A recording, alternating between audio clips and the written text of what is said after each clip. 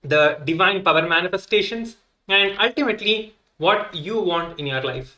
Whatever the challenges that you are currently facing in your life, or whatever you are trying to manifest in your life, you are definitely going to be manifesting those in your life.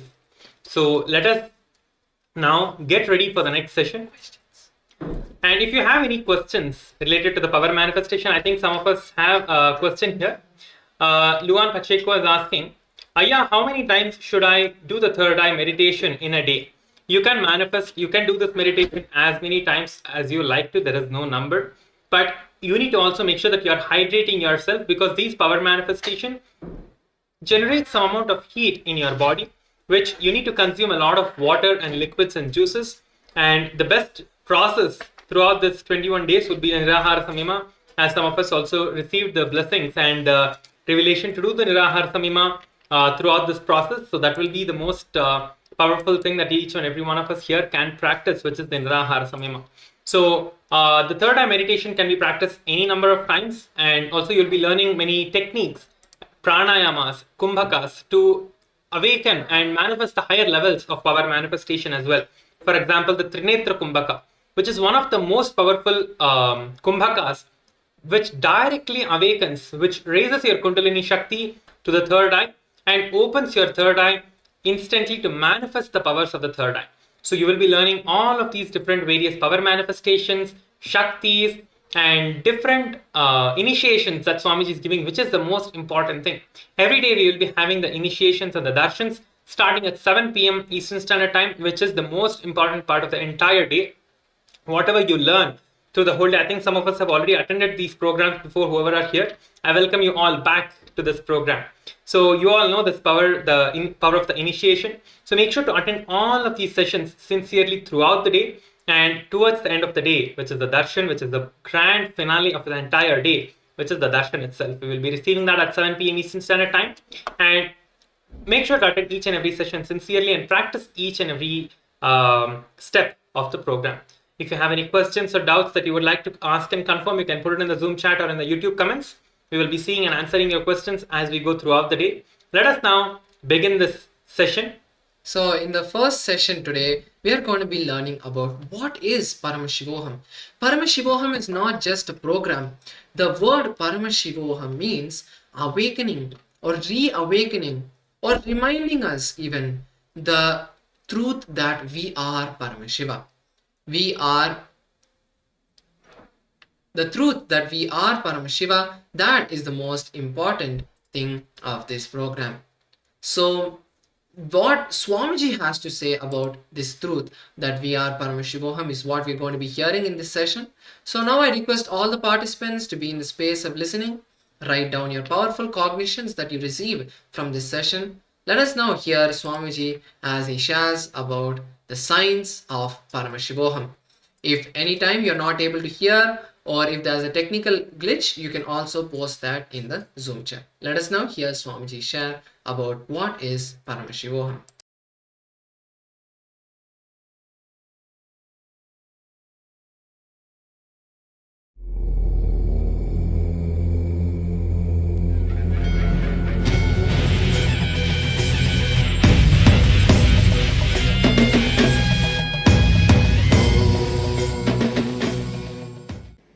I welcome you all with my love and respects.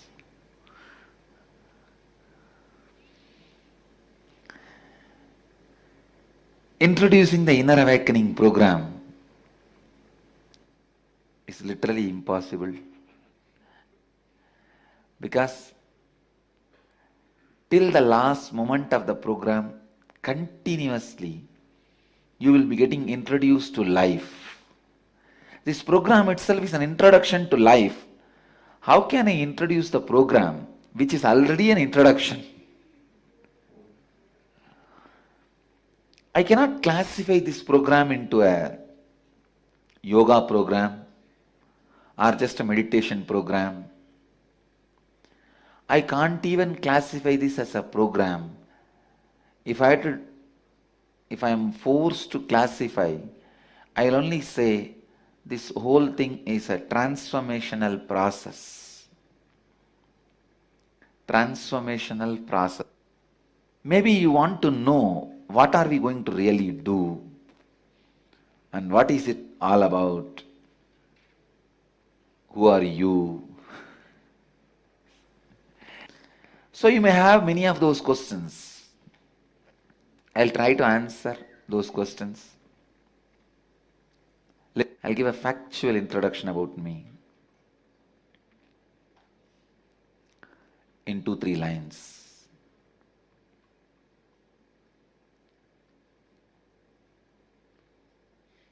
Anybody who is capable of transmitting the enlightenment experience they had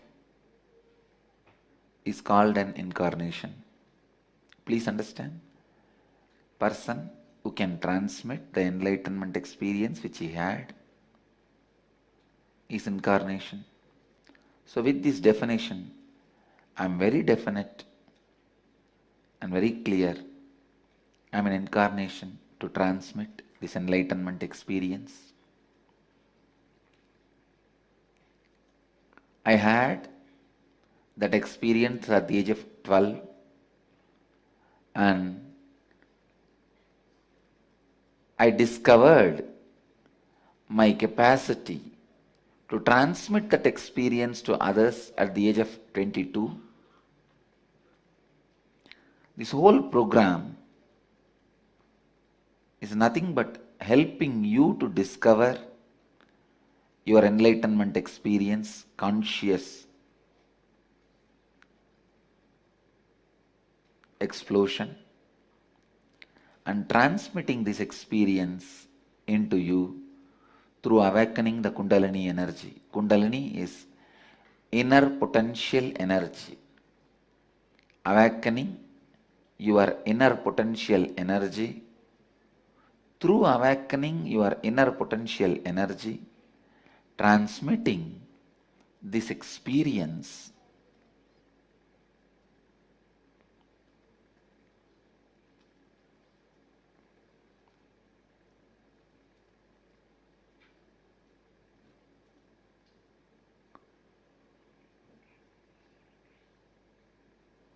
to all of you. This whole program is a transformational process.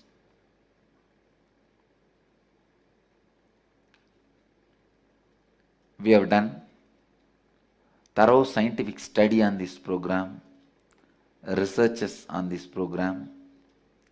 I wanted all of you to know all the process, method, techniques, technology, kriya, yoga, breathing exercises, everything used in this program is time tested, foolproof. Now, thoroughly scientifically studied, analyzed.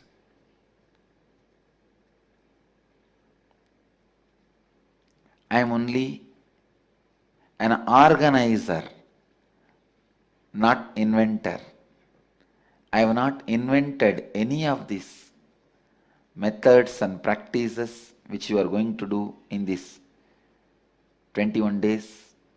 I only collected everything from the different sacred scriptures of Hindu tradition, the Vedic tradition, and in an organized way presenting it to all of you. That's all. I am only an organizer and presenter. I am not an inventor. Of course, I have experienced everything, whatever I am sharing with you all as my personal experience. So,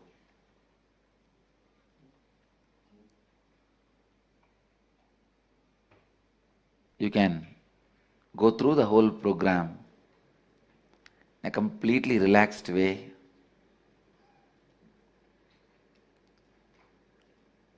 Your body will be prepared through heavy yoga and panchakriyas. Your mind will be prepared by the sacred truths, unsacred secrets about life. Every problem you faced, facing, or may face. Above all, your consciousness will be purified and awakened every day by initiation to awaken your Kundalini energy.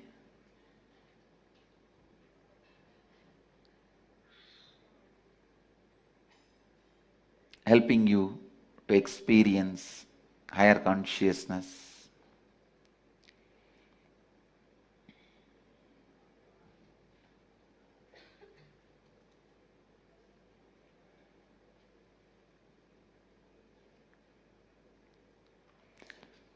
Liberating you from many of the conditionings and patterns with which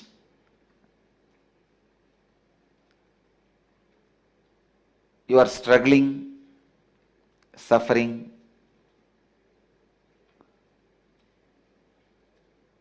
Through various kriyas, your body will be continuously healed from various disorders and restrictions. See, your body is not only suffering with disease and disorders, restrictions. I am not only going to free you from disease and disorders, I am going to free your body even from restrictions, making it completely alive. I define yogic body as body with energy, stamina, physique, and power. So the yoga and kriyas which you will be practicing is not only bending the body, you will be even working with dumbbells.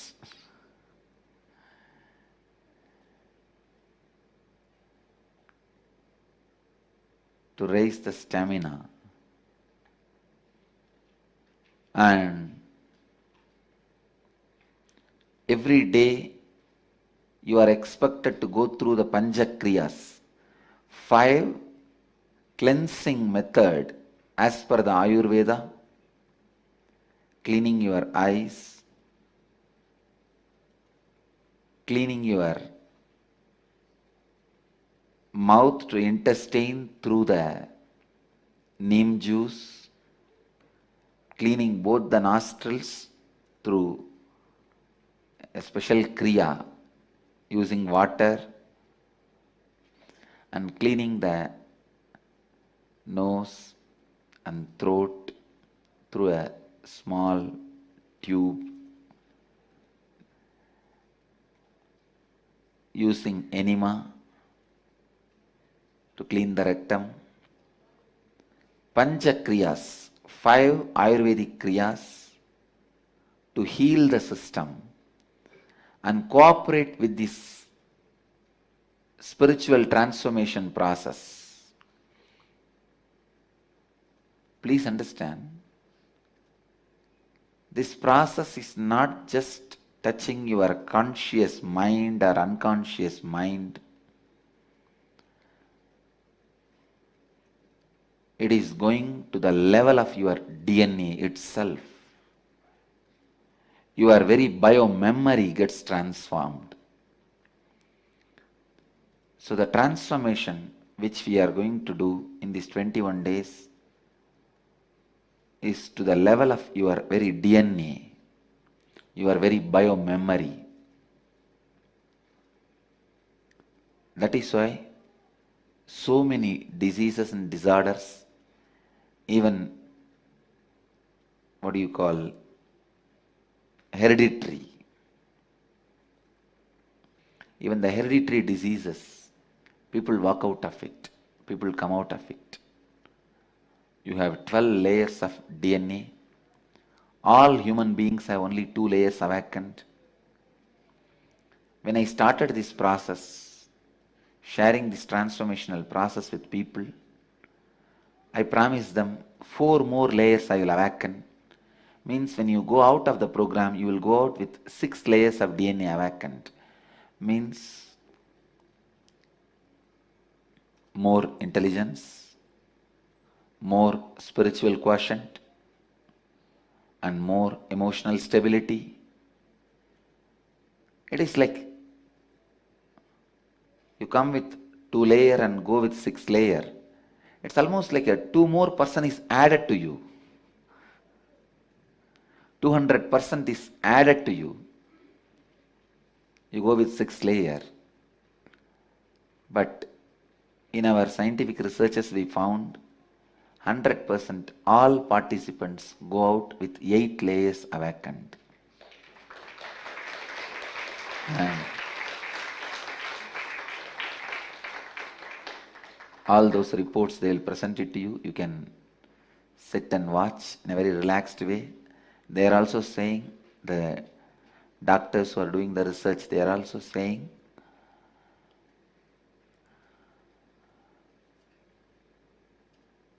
even if you have cancer in your family history, that DNA is completely awakened, means that possibility of cancer is completely thrown out of your system.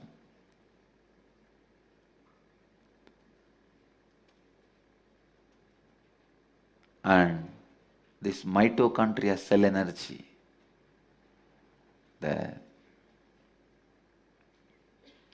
your body has a mitochondria cell which we roughly equate it to Kundalini energy. We call it inner potential energy, which is a battery source, energy source for your cells.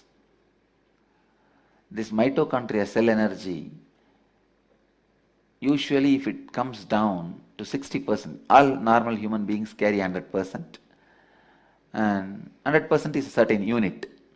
If it comes to 60 unit, only then all the fatal diseases like cancer or the old age problems, the diseases which swallows your life, starts happening.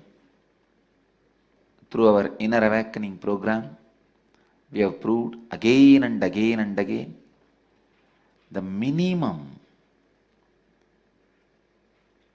please understand, I am not saying average. Average is 1300%. Minimum 1000% mitochondria cell energy increases in every participant. I am not saying 99.99%. Then everyone will believe I am that 0.0001% who is not going to have.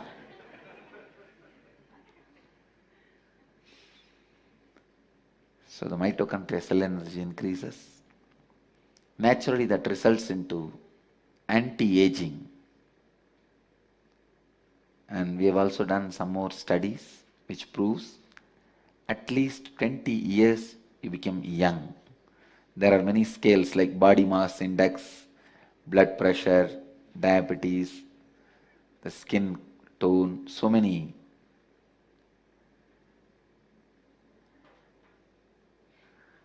measurements with which they measure. They are saying at least 20 years. So in 21 days, I'll reduce your 20-year age.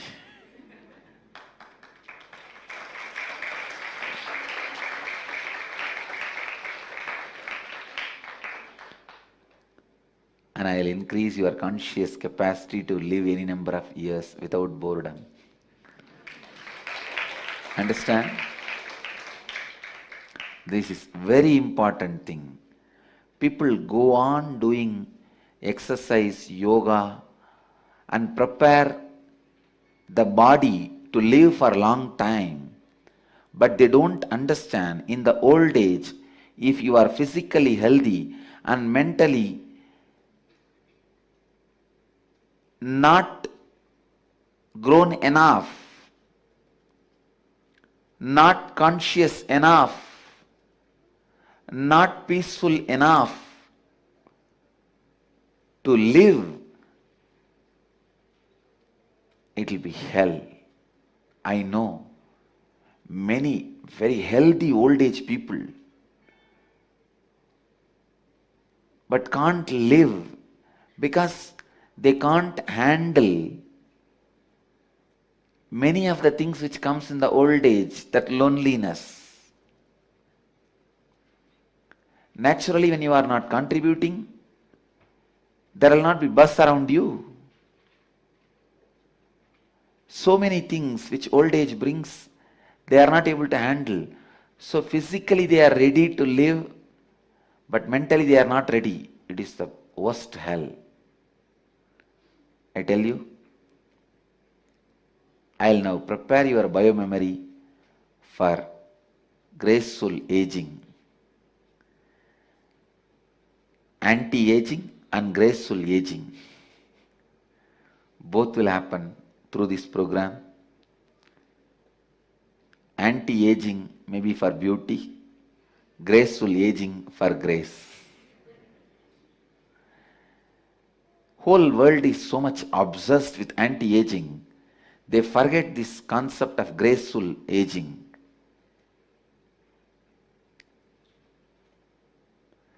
Preparing your mind for graceful aging, preparing your body for anti-aging.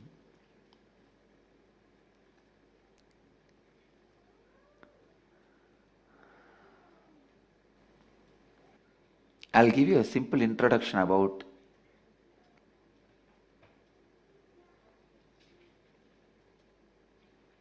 the process we are going to do next 2 days. See, this whole program I have divided into various components. Enlightenment has various components. A perfect yogic body, perfect intelligence to create wealth. Please understand, that is also part of enlightenment. Enlightenment means continuously contributing to society. Poverty is not the lifestyle of enlightenment.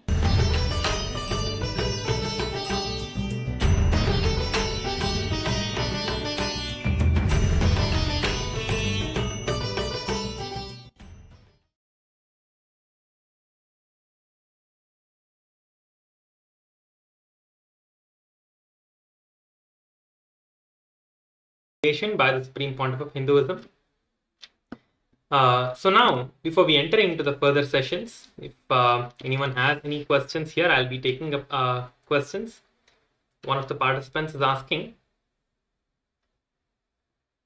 Okay, sure. Yes, Jia Hong is asking, I'm a new Chinese devotee. I'm a new Chinese and would like to apply for a body scan. Okay. Yes, ma, sure. So the body scanning power, today the power of the body scanning, the power manifestation has just completed about half an hour ago. So the next power manifestation where you will be learning yourself also, you can practice this body scanning and the power can be manifested for you. So we will be doing these power of the body scanning in the upcoming sessions today and the further days as well. So make sure to join for all the sessions and participate sincerely. So we will be manifesting these powers and the extraordinary power manifestations of the third eye. So I think we just saw the demonstration. So these powers are actually possible for you to manifest as well, where you can scan your own body or you can scan anyone else's body and see what they are facing the issues of, or what is the imbalance in their body, or what needs to be corrected, what can help them achieve the optimum health in their life.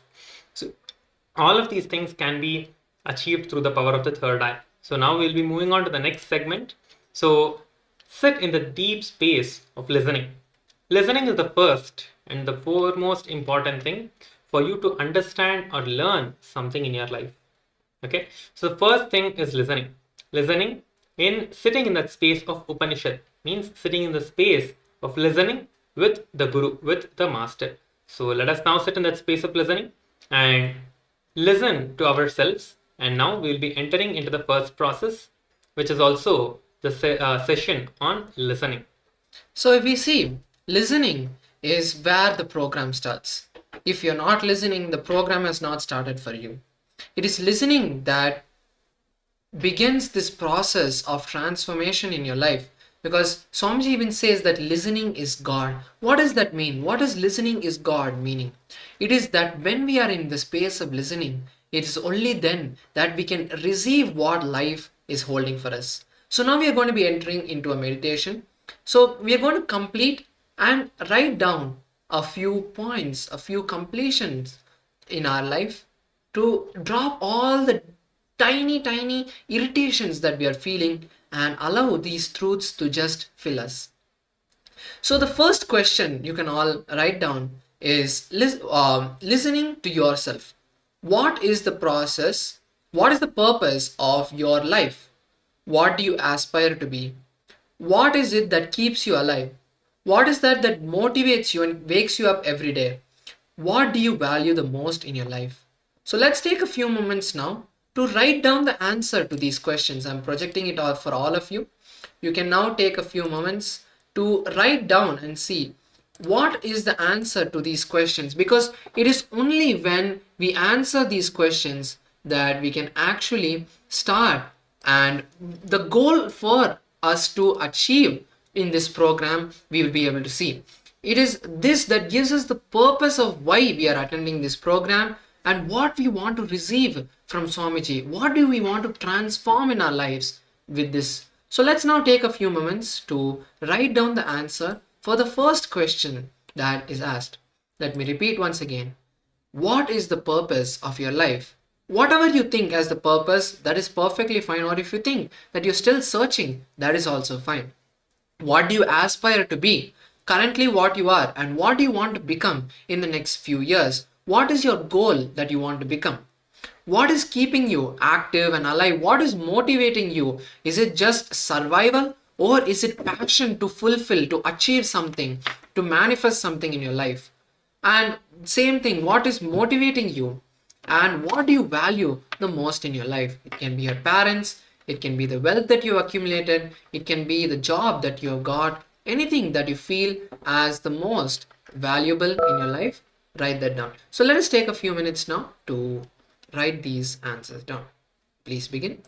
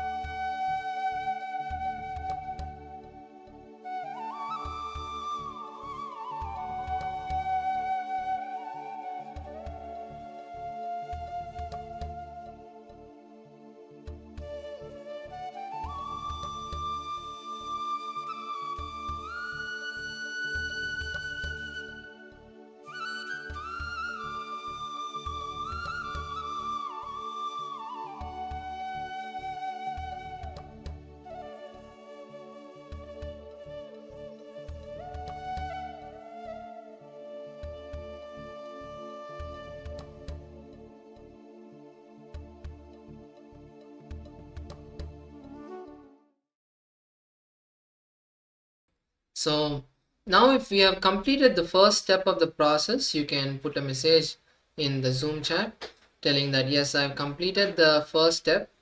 Otherwise also let us we'll now be continuing with the yes. So some participants are saying that they have completed. So yes, now we'll be moving to the second question which is given. The second question is, what is your journey to Paramashivoham? Let us now see and write down, when do you think the seeking for superconscious breakthrough happened in you? When did you come to know about Swamiji, and what made you come for the program? These are another 3 questions for us to answer. So let us take a few minutes now to write down the answer for these 3 questions. This tells us and gives us the understanding that yes, at today, it's like a baseline measurement for ourselves itself. So today, this is our state of understanding. This is the reason why we want the superconscious breakthrough. But after 21 days, you will see that you're understanding completely of why you're seeking, what you are seeking for, and the maturity, the conscious maturity of you will be completely multifold. So let us now take a few minutes to write down the answer for these 3 questions. Please begin. If you have any questions about the process, feel free to ask anytime and we'll be happy to answer. So now let us start writing the answer for these 3 questions. Please begin.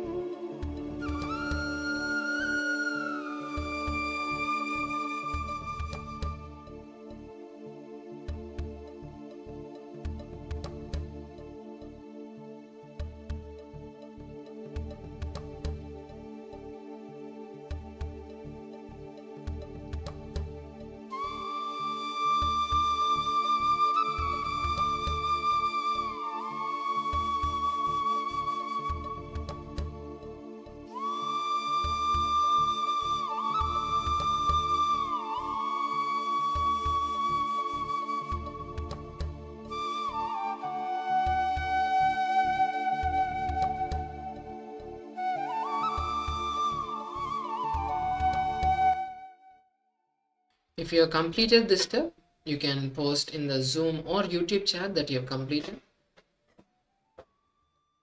We have a few more moments. Let's continue.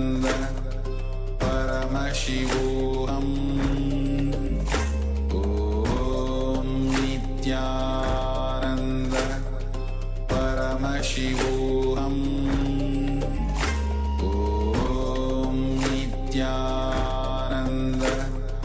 Paramashivoham Om Nithyananda Paramashivoham Om Nithyananda Paramashivoham Om Nithyananda Paramashivoham Om Nithyananda Paramashivoham Om Nithyananda Paramashivoham Om Nithyananda Paramashivoham.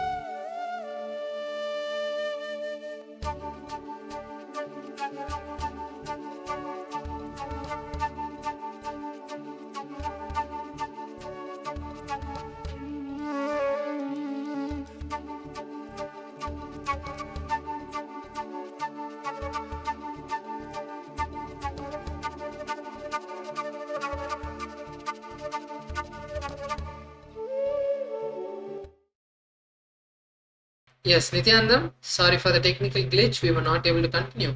Let us now move to the next step of the process. Hope all of you have completed these two steps. Now in the next step, we are going to, there are two more questions for us. So,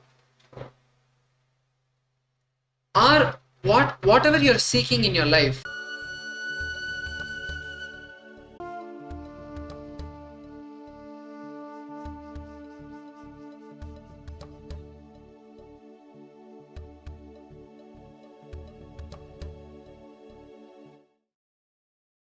we really want to complete for the technical glitch. I hope all of you are able to hear us and see us. So let us now continue with the session. So we stopped at where we were asking the question of, so what do we want to aspire or achieve in our lives, and are all our actions aligned to this? And what is the reason for you seeking the joining the Paramashivoham program, and what do you want to achieve out of this program? Let's now take a few minutes to answer these questions. Please begin.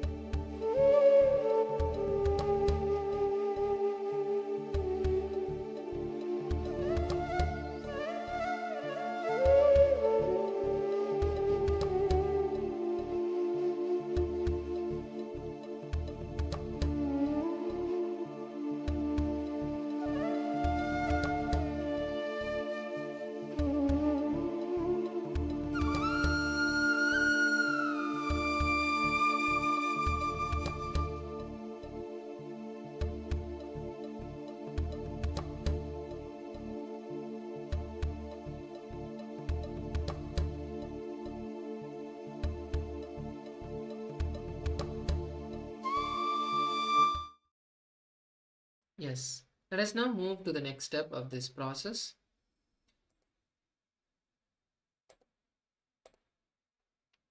So, in the Paramashivoham program that we are all part of, we are going to be having a transformational inner awakening in our own homes. So, be present for all the 21 days. There's a beautiful verse in the Gurugita where Paramashiva reveals Guru Bhaktre Stitam Brahma Prapyate Tat Prasadataha Guror Dhyanam Sada Kuryat Ulastri Swaptim Yatha. The translation for this 40th verse of the Gurugita says, knowledge is situated in the Guru's mouth or the organ of speech Guru Vaktra, and this knowledge is attainable by devotion onto the Guru, Guru Bhakti. In the three worlds, this fact is clearly declared by the divine sage, ancestors and learned men. So be involved and we can do the exercise. So now we are going to invoke the divine presence of Swamiji in this place. This program, this Zoom room that we are all part of now has become the Nithyananda Sabha, means the room, the place where the divine presence of Swamiji is. So let us now watch a beautiful video about the Atma Murti and how we can place the picture of Swamiji in the room. So let us watch this video and all see how we can also keep an Atma Murti and how the divine presence of the Atma Murti will make each and every one of our houses the Nithyananda Sabha.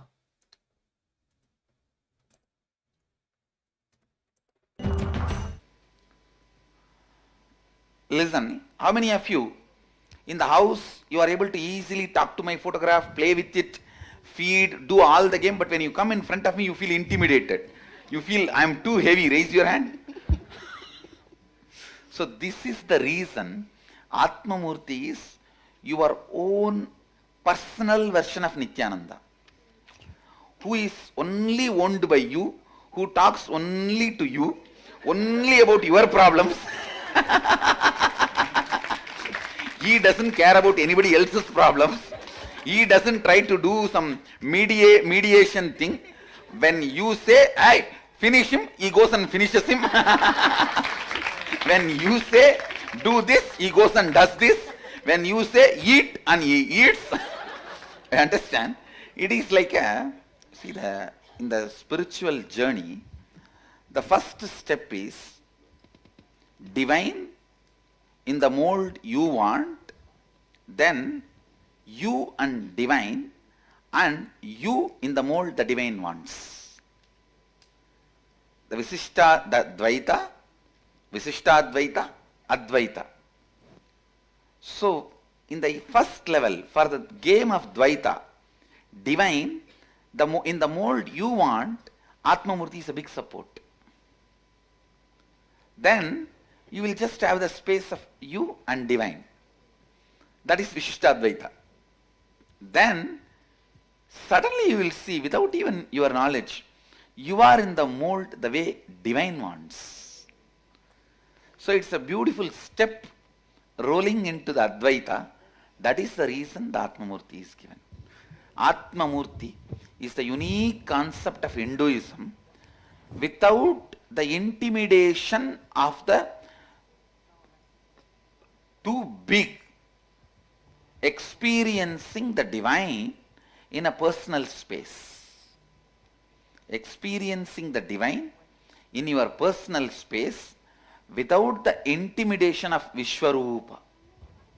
Understand? Krishna was always Atma Murti for Arjuna. That is why he could not handle Vishwarupa. But that does not mean he did not become enlightened. After the war, everything, he said, come on, now I am ready to have the Vishwarupa. Let me see once more. He sees once more. That is called Anugita.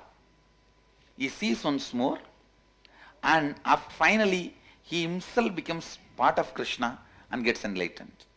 So understand, Atma Murti is a beautiful initial way of starting the divine you game, the you-me game, and I-you, that game, and by you will see that it raises you to the next level and ultimately Advaita.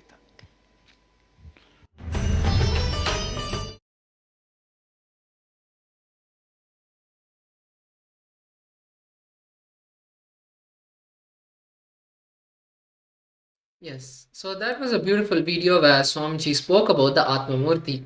So you can all try to get a picture of Swamiji and keep him in your house, talk to him, manifest powers with him, do the completion process with him, all the processes you can do with your Atma Murti. So Nithyananda Sabha is the name of the hall where Swamiji, the Supreme Pontiff of Hinduism, physically conducts the program for his disciples and devotees. It's a place and space where the energy and the presence of Swamiji is felt strongly and powerfully. So there's another verse from the Gurugita which says, Guru Devo Gurur Dhamo Guraur Nishtah Parantapaha Gurur Paratma Nishtah Nastri Tatsarvam Kartayanite. This beautiful verse says, Guru is God. Guru is Dharma. The greatest tapas, the penance, is Nishtha, unshakable, one-pointed integrity to the Guru. There is nothing superior to the Guru or beyond the Guru. I repeat this 3 times. So this Gurugita was told by Paramashiva himself for Devi to tell the greatness of the Guru. In Swamiji's own words, he says, treat the room where you are sitting as the Nithyananda Sabha. I am sitting with you in this room personally. From morning till night, throughout the time, I will be available in the Nithyananda Sabha. I am making the room in which you are sitting now and attending the program as my energy field. In each and every one of your rooms, I am sitting and declaring that this room is my energy field. Make yourself available. This whole program, precisely all the program time, be in that room, be available and go through the instructions with integrity and tyaga. All the great things will happen in your life. All the ultimate things will manifest with tyaga. So how to set up the Nithyananda Sabha? The Nithyananda Sabha, as we just heard, is the space where we'll be receiving the initiation from Swamiji. In the Hindu tradition, this room is equivalent to the sacred sthala, or the place where the Guru-disciple transmission of knowledge happens. So you can keep a chair, or if you don't have an extra chair, you can even keep a picture of Swamiji on the wall, place the Atma Murti on the chair, and offer the sacred oblations, whether it's flowers, the incense, the lamp, the food, everything you can offer to Swamiji. So make sure by as soon as possible you are able to arrange for a picture of Swamiji. Even a digital one, if you have a TV, that is also fine. You can keep the TV, you can keep the picture of Swamiji on the TV all day and enjoy the presence of Swamiji. The Atma Murti is an energized deity of Swamiji.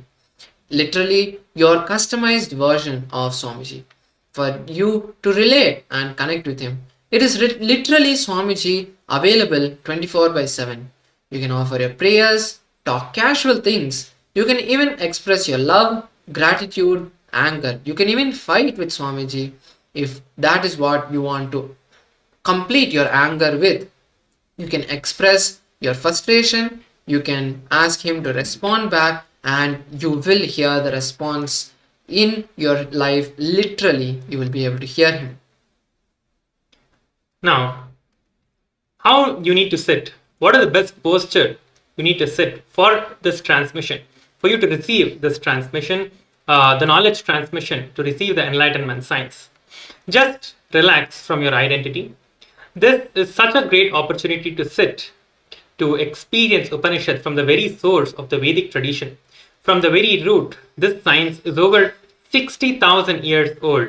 So all you need to do is only one thing, relaxing from your identity. There is no judgment, no ranking, no grading, or no competition. It's the first time, the entire time, you're going to give to yourself, to your growth. So just sit and relax. That is all you need to do.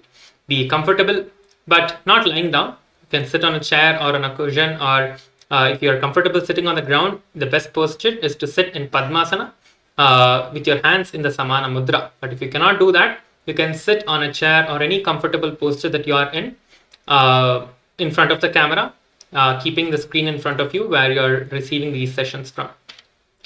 And it is highly recommended to set up the visual and the audio in a very proper manner.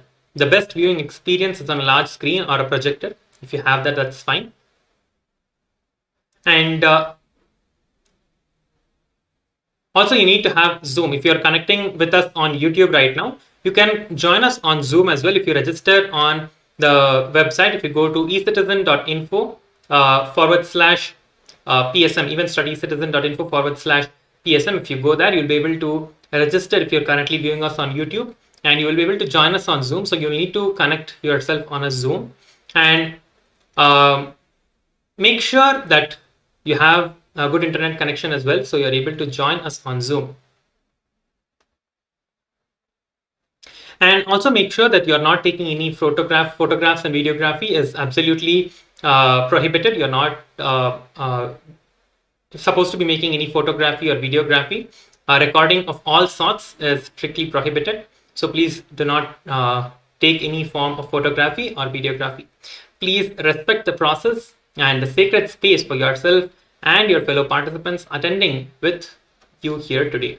If ever you want any of the processes, the guided process, as we are guiding these sessions, the guided process is always there on YouTube. Season after season, all of these are there in YouTube. So if you want for a particular day of the Paramashivoham program, you can always feel free to go to YouTube, search for example Paramashivoham Level 2 Day 5, and you will get the Day 5 different seasons. So the content is always there for free on YouTube. So the materials to keep with you always during this program, you need to have certain things for either the power manifestation or for the different exercises that we are doing. So just a few things that we are going to be sharing with you, so you can keep them all ready all the time. So when we are doing the process or anything, you will just have them at hand, so you're able to do the process.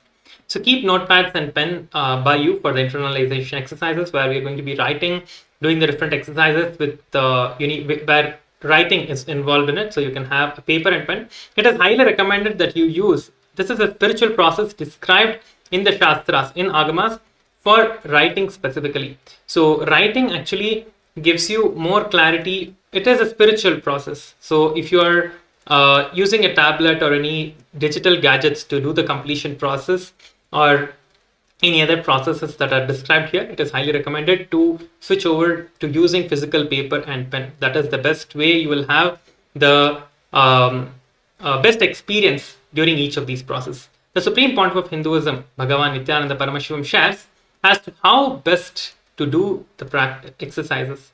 Even if you're doing homework in a Facebook or notepad, each time type freshly, not copy paste. Actually sitting and writing is a wonderful habit. Likita Japam is an amazing spiritual practice, because at that time you are sitting with yourself and you are also alive, awake, consciously you're doing the process. You are not drifted away here and there. You sit and you are awake, alive, continuously working, continuously doing the process, involved yourself completely in the process. Last 20 years, we have collected 80,000 pages of my handwriting. I have written some of the incidents of my life in poetic Tamil. So Swamiji himself practices this writing on books. So writing on books, paper and pen, using those is really important. So make sure that you are writing everything on a physical paper and pen. That is when you're going to have the best experience. So you can get yourself a paper and pen if you do not have it already. So maybe after this session, you can quickly go grab a paper and pen. Next, for the power manifestation sessions, these are a few items that you can keep ready. You can write these down now. We can also post it in the chat for all of you. A blindfold or a material to be used as blindfold, a coconut, some basma, the sacred ash, and kumkum if you have, Atma Linga if you have received one, a mirror, a small handy mirror will be really helpful for the completion process, a bottle of water all the time, hot chocolate is okay, even tea is fine, and coffee. Then for receiving the Dikshas, you can have some drinking water, fruit, betel leaf, betel nut, a coin, 1 unit of your currency, and a clean cloth for the unused piece of cloth as a cloth offering. For recording the power manifestation, make sure you install the timestamp camera. So I'm going to be just posting this as a message in the Zoom chat. So all of you can take this down and write it. Keep it saved. So I posted the whole list of items that you can keep ready for these sessions. And try to dress up as much in the Hindu dress code, which is the dhoti and for men, and the sari or chudidar for women. Kurtas and dhotis are fine for men. And try to apply the kumkum, the vermilion paste, and vibhuti, the sacred ash, on your forehead. If you have rudraksha jewelry, you can use that. And for the sessions, preferably will be you can use white dress. Even white shirt and pant is fine. Try not to use things like jeans or sweaters, as they will reduce the prana flow. Next is the importance of Nayana Diksha. Nayana Diksha is the grace, is the eyesight of the Guru, eyesight of Swamiji, eyesight of Paramashiva falling on us. That is what is the Nayana Diksha. It is really important that your camera is on throughout the day and especially during the darshans. What is Nayana Diksha? Nayana Diksha is when you are sitting with the divine himself. Paramashiva's living manifestation that has happened for giving superconscious breakthrough. Not only you are seeing the divine is also seeing you. When you see me, Swamiji is saying, when you see me, you are doing the best thing you can do to you. When I see you, Cosmos is doing the best thing it can do to you. The Supreme Pontiff of Hinduism himself has shared this in one of the satsangs. So how best to get ready for the Nayana Diksha? So these are some of the guidelines for you to prepare yourself for the darshans. Be in an absolute awareness, avoiding any restlessness or movement. Avoid walking around. Be on the camera continuously. Avoid and do not turn off your camera, even if you need to step away for a few minutes. Every moment is precious. So make sure that your cameras are turned on throughout the session for each and every session, so that you are receiving the guidance from the Acharyas, and the Nayana Diksha of Swamiji is constantly happening for you. As we just heard, that Guru's seeing you is more important than you seeing the Guru yourself. So please make sure to keep your cameras turned on throughout all the sessions. So next, detox is the best way for you to get the maximum experience, as you're all at home and not physically in an ecosystem. The best you can do to detox yourself are just a few steps. So during the program, you will be experiencing the Dvitiya Vinyasa Krama, the 308 asana sequence, a 3-hour session to prepare your physical body for Paramashiva's initiations. For the yoga, you can be dressed in a black dress and tie your hair, if you have long hair, in a bun, and keep a bottle of water with you all the time. Try to follow the sattvic vegetarian diet. Try to skip all animal products, even dairy products, in the countries like US and Canada. The dairy products also Swamiji has asked us to skip. But if you're in India, that should be fine, because in India we worship the cows. So in India, dairy products is fine, but in other Western countries, try to skip the dairy products also, and try not to use any intoxications like smoking or alcohol. For these 21 days, you will see that all your addictions will be completely disappeared. And also each morning, do the Jala Aushada. So what is Jala Aushada? It is means water, the medicinal water. What is that? It is very simple. Try to get a copper vessel and store around 1.5 to 2 liters of water in the copper vessel. In the night, you can pour the water into the copper vessel and let it just stay there. Then in the morning, energize the water with the Mahavakya, holding the container and chanting the Mahavakya 11 times. Then drink the water throughout the day as much. Drink as much in the morning as you can, and throughout the day, if there is the water left, try to finish that throughout the day to experience Paramashivoham. So detox is a must with yoga and Aushada. So also you can try to have a spoon of Haritaki powder and Panchakriya too.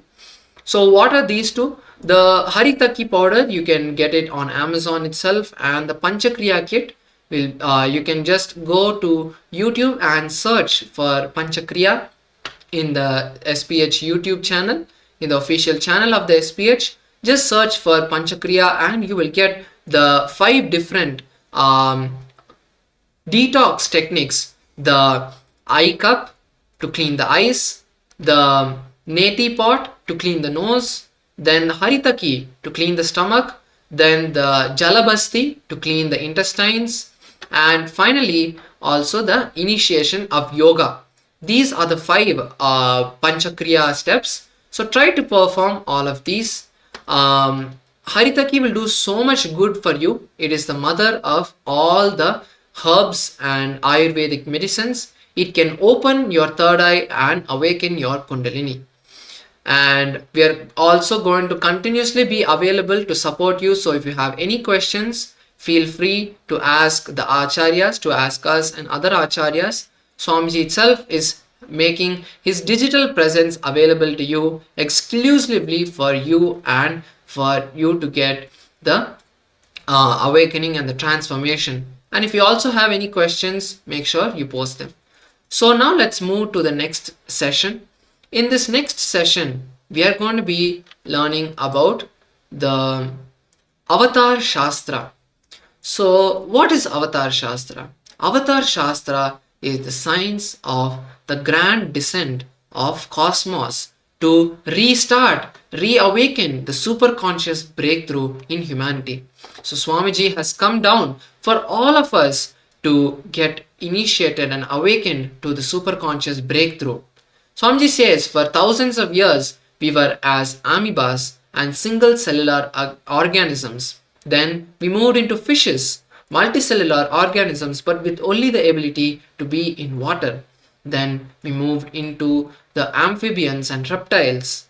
That was a physical breakthrough. Then from the reptiles we moved to the monkeys and the other land animals, which was a conscious physical and mental breakthrough, more cognitive skills. And then finally from the monkey to human, which is a conscious breakthrough. Now we need to move to the superconscious breakthrough, which has not happened. So that is why Swamiji is here to create this superconscious breakthrough for all of us. So there is a beautiful verse which tells that he who has realized the truth gets immortal and attains the absolute purity. He becomes one with Lord Paramashiva. There is no doubt about this. So this is a beautiful verse where Swamiji has talked about it on the 14th of April 2023. So in this session we are going to be learning about what is superconscious breakthrough, why an avatar has to get embodied, the foretelling of the ultimate happening of Paramashiva as the Supreme Pontiff of Hinduism, the science of reincarnation, the attributes of the ultimate manifestation of Paramashiva, the scientific studies that have done on Swamiji and his other initiated disciples, and also whatever is a serious danger for Srishti. When there is a serious danger for the creation or cosmos, the avatar lands to revive and bring balance to the cosmos. Whenever there is a need in life to be pushed to the next level, as we just heard about how we move from the each level from the monkey to man and man to now superconscious beings, the conscious breakthrough in the DNA has to happen, and for that the avatar is needed. So Swamiji explains beautifully about when there is a need for a superconscious breakthrough, what happens and how the whole process happens. So there is a software of the universe which is sacred and secret for all reaching your spiritual goals, all the methodologies, technology, knowledge and processes available. Within this software, there's an automatic system which gets triggered and sends the automatic customer call whenever there's a problem in the form of a virus, or whenever almost all systems are losing the software and is getting crashed. So that automatic system is called, and the person responsible comes down.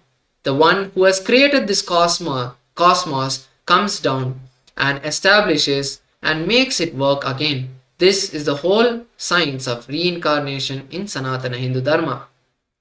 So in the Srimad Karana Agama, one of the great scriptures where Paramashiva himself elaborately describes, it's one of the 28 Shaivagamas, means where Shiva himself has spoken, and these great masters have recorded the teachings of Paramashiva of how to live and how to build a city, from how to build a country to how to brush in the morning. All of these details are given in the Agama. The whole spiritual lifestyle is given in the Agamas.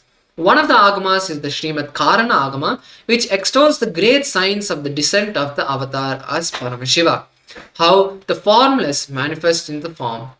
So in this 8th chapter, 9th verse, Paramashiva says, in this way, Paramashiva, who is without a body, who is the ultimate supreme being of the creation, who is the cause of the creation of the universe, assumes his body out of free will for the protection of the universe and the welfare of spiritual seekers and devotees. Then Bhagavan Sri Vishnu incarnated to bring Vedas and Agamas back from the dark energy during the manifestation of this universe. In the form of a fish, Matsya Avatara, he landed these on the planet Earth to give to Lord Brahma. After the great deluge, Bhagavan Vishnu brought Manu's boat and restarted the civilization, which is Karaikal, is the place where the boat was brought on the land of the Matsya, by the Matsya Avatara. Bhagavan Sri Ramachandra Prabhu incarnated to save the 54 Deshas, Hindu nations, from the evil king of Lanka, Ravana. 7 crore people, which is 70 million people. These details are told in the Ramayana, in the great epic of Ramayana. Bhagavan Sri Krishna incarnated to end the apocalypse, wherein King Duryodhana almost led the world to nuclear collapse. This is described in the Mahabharata, the great war of Mahabharata. Bhagavan Paramashiva himself protected the city of Varanasi, and he has given the commitment, I will hold these people, protect them even during the great deluge, even during the great pralaya. Paramashiva himself has given the commitment that he will hold the Varanasi on the tip of his Trishul, of his trident. So now we are going to be seeing how the incarnation of Swamiji happened. So the prediction of the birth of Swamiji was done several years ago by the great Mahapurusha Bhagavan Sri Ramana Maharishi.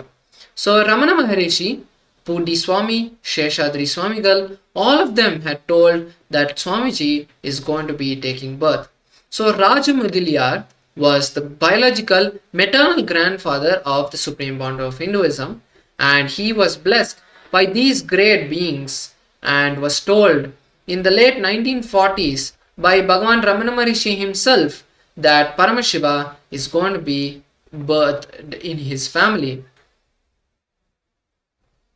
So next, the prediction of Pundi Mahan happened, where again this great Mahatma told Swamiji's mother that she will be the mother of the greatest one and Paramashiva himself.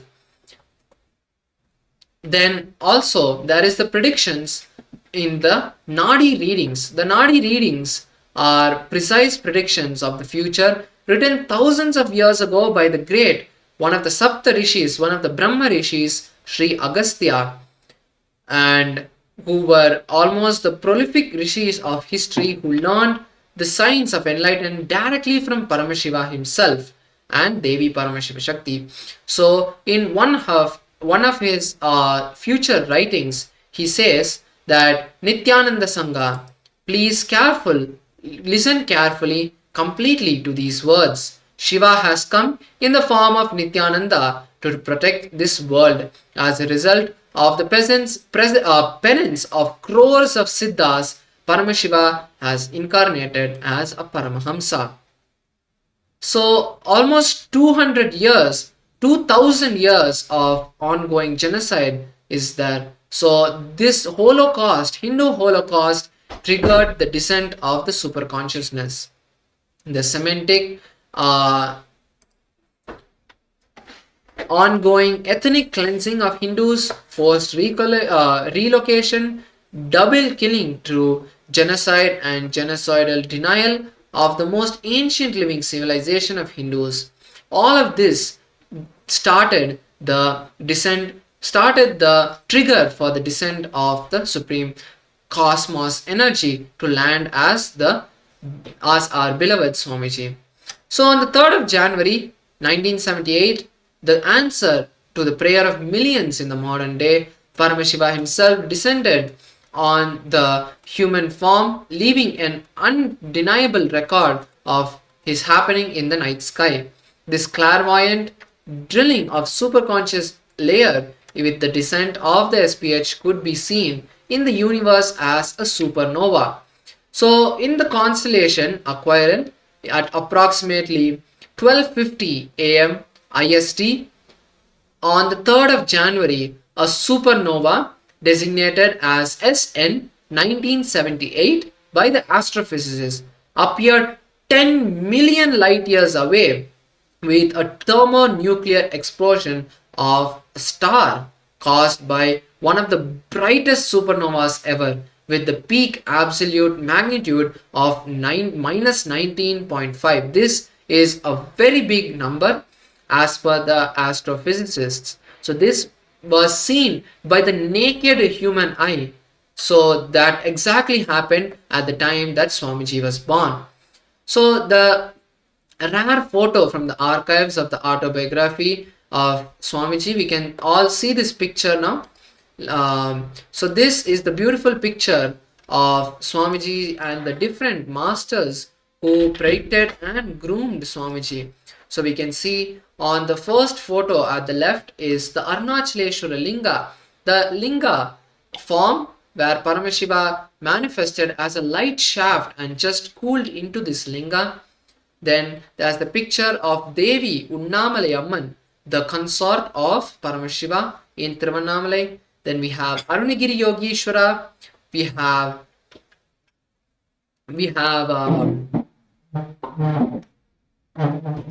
Guhai Namah Shivaya, who is next to Arunagiri Yogeshwara. The third picture is Guhai Namah Shivaya. The fourth picture from the left is Arunagiri Yogeshwara. The fifth picture is Sheshadri Swamigal. Sixth picture is Ramana Maharishi. Seventh picture is Annamalai Swamigal, the direct disciple of Ramana Maharishi, who taught Swamiji about the truth, pain is a lie. And finally, we have Yogi Ram Surat Kumar. So these are the different masters who took care of Swamiji. We also have some more pictures. Yogi Raj Yogananda Puri, who is there in the leftmost picture. Then we have Isaki Swamigal and Mataji Vibhudananda Puri, which is the third picture. These both were the Tantra Gurus and the Sri Vidya Gurus who taught Swamiji the science of Sri Vidya. And finally, we have the picture of Swamiji himself, who is sitting in a beautiful place called Panchamukhi, means where we can see the Arunachala hill having 5 faces.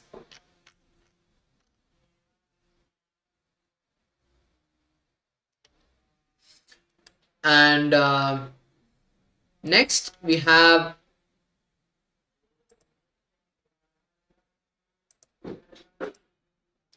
some more pictures of Swamiji of Tiruvannamalai, and the Swamiji with great masters. So we can see here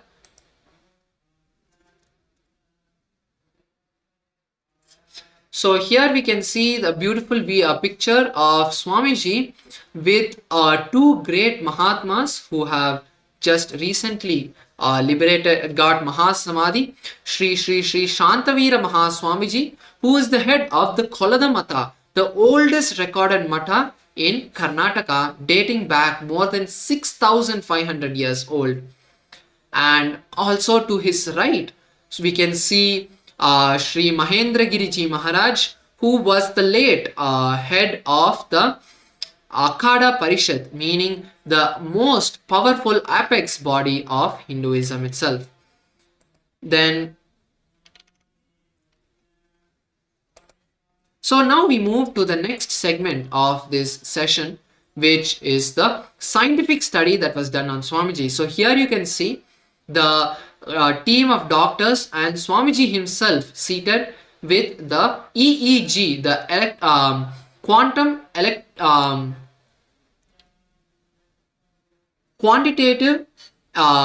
emission tomography, which is placed on Swamiji's head. Now we can see the equipment and Swamiji going through the QEEG and the PET scan. So this beautiful process of finding the scientific evidence for the powers of Hinduism, of Paramashiva, that we have all just seen. This beautiful imaging the brain activity of Swamiji was done in 2004 by a team of scientists led by Dr. Murali Krishna, the president of Integress Mental Health Care in Oklahoma City. They conducted a series of tests to see the brain activity of Swamiji during the different stages, like when Swamiji was in a meditative state or when he was healing someone. They were measuring Swamiji's brain activity at that time. So the results from the PET, the positron emission tomography, says that it established a supernormal brain activity with the lowest positron emission from the frontal brain that's lighting up and revealing the third eye. So they could see the frontal area of the eye brain lighting up so much and forming the shape of a third eye at Swamiji's will. This happened multiple times. They were able to see the same pattern multiple times when Swamiji went into the state of Samadhi and opened the third eye. And also from the results of the quantitative electron emission graph, we can see the QEEG, where Swamiji, when even in the awakened state, the 4 different brain bandwidths such as alpha, beta, gamma and theta, all of these brain waves, Swamiji was able to beautifully slip into each one consciously and with complete awareness. And even in 2005 April, Swamiji once again went to the US and did another series of brain studies. So they saw that the brain activity was 20 times more than the normal person, and brain function readings were so low that the equipment was checked for failure, meaning that when Swamiji wanted, he could make his brain so active, and when he didn't want, he could just go into the deepest state of Samadhi. So they also saw the heart rate variability test, where Swamiji could change the heart rate of himself, and when he was giving healing to another person, the heart rate of the other person was also in sync with Swamiji. So this was a beautiful process. And now we come to the studies of recoveries on initiated inner awakening program participants from the years 2011 to 2015. So the researchers studied the effects of initiation and Kundalini awakening. You can all see the beautiful graphs that were taken. So here we can see that the studies conducted on the initiated and the Kundalini awakening participants by the Supreme Pontiff of Hinduism in the 21 days of the inner awakening program received the energy from Swamiji, and shows that the impact of the physical and psychological levels shown in the graphs you can see here. Amazing health recoveries from so many chronic and serious diseases. 1000% increase in mitochondrial activity, as we saw in the video where Swamiji was saying the 1300% mitochondria activity and how it is intensely helping in the anti-aging and healing of all diseases. Also, the significant gain in the different betterments of health and immunity, and very elevated rapid brain processing, enhanced cognition and mental functions. So all of these were recorded. So during these studies, they were able to conclude that Swamiji's initiation is powerful enough to heal any disease, to manifest any desire that we want, and awaken our consciousness to the next level of the humanity. And we can all see how scientifically Swamiji has showed us that he is creating the superconscious breakthrough. So before we move to the session, I would once again like to request all the participants sitting with us on Zoom to please turn on your cameras. We have few participants, Stephanie, we have Atma Jyotika, Ma Arunachalam, Nikhil's iPhone. All of you can please turn on your cameras and be seated. Sri Balasubramanian. As we saw, it is very important for the Trinetra Diksha, the mirroring of neurons, to happen during the sessions. So you can all keep your cameras on at all times as much as possible. So with this, now we're going to be moving to the next session, where in this next session, let us just take a few minutes to cognize a few powerful understandings that we have received from this session. You have come to this planet Earth for a superconscious breakthrough. For example, now whatever you're thinking, whatever your goal is, whatever powers you want to manifest, your goal will suddenly become 100 times more powerful and closer, because you know that you can do more than just the human level of manifestation.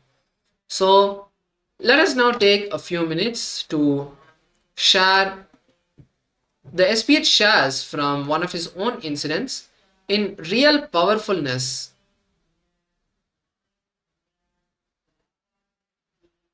you will do so much more, but you will never feel that you're doing so much work. Swamiji continues to say, I tell you honestly, I can do more and more. I really feel I am not doing anything. Every night I sit and fall into samadhi. Whenever I fall, I feel, what is this? I have not done anything today. But Swamiji's lifestyle is a 24-hour active, attending to each devotee, each prayer, and handling thousands of projects at one time. Even though Swamiji is doing all this, because he is in that highest state, he does not feel anything. So the highlights from this session is, you have come to the planet Earth to have a superconscious breakthrough. The Sarvajnana Agama says that he who realizes the great truth of immortality and attains absolute purity, he becomes one with Lord Paramashiva himself. There is no doubt about this. And also Paramashiva manifested as the Supreme Pontiff of Hinduism to give us the superconscious breakthrough. We also understood what is the superconscious breakthrough. It is the consciousness which embodies the body and mind needs to operate in the next level of frequency, a new body, a new mind, a new internal and intra-organ system needs to be built for this manifestation. So with this beautiful understanding, let us now see a beautiful video on the science of listening. As we saw in the start of the session, listening is where this program starts. So let us understand what is listening. Listening is not just hearing something, but there is something more. If there's a word in English for hearing, why does there need to be something for listening?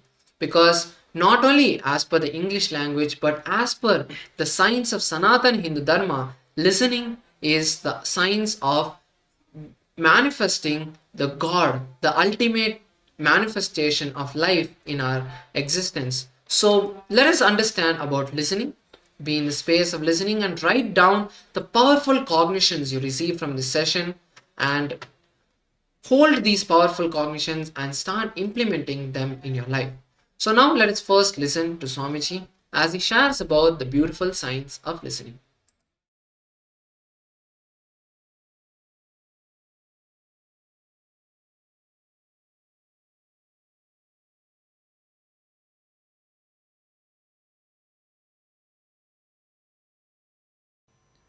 Today I'll start with listening.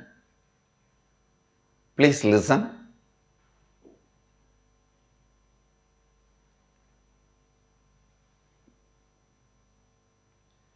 Whether you understand or not, experience or not, believe or not, you are nothing but word.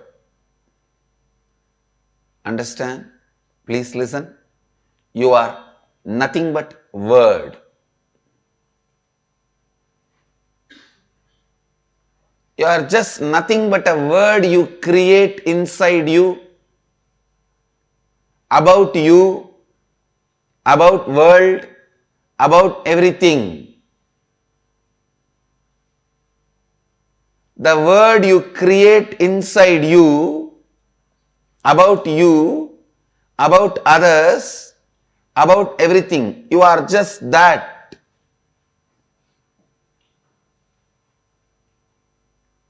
Please understand. The modern day psychologists, researchers in the field of mind and psychology, they are saying you observe, internalize only 2% of what is happening around you. If there are 100 informations, means visual, sound, if the 100 informations are happening around you, you internalize only 2. So please listen. The source of you is not what you hear, but what you listen.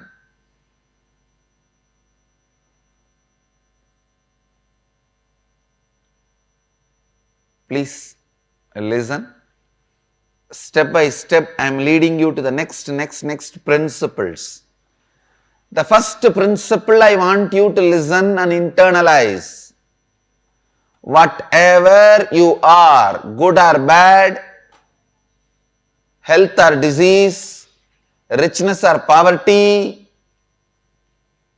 whatever you are, the word you utter,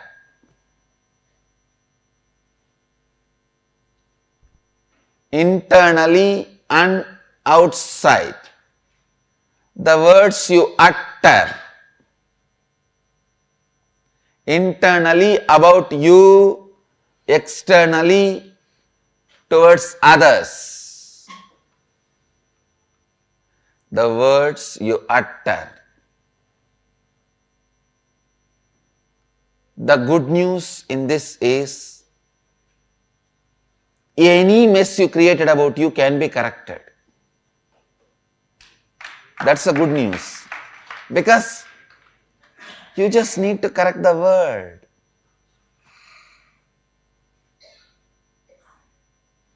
Second principle, I want you to know,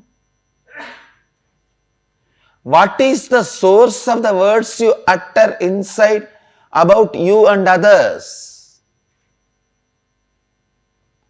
The words you listen. In these principles, the good news is,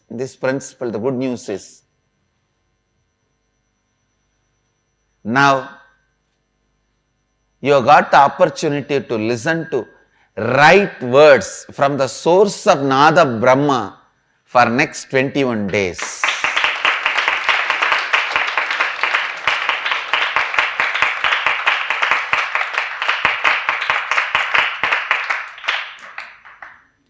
Understand? 21 days. Amazing opportunity to listen to the words.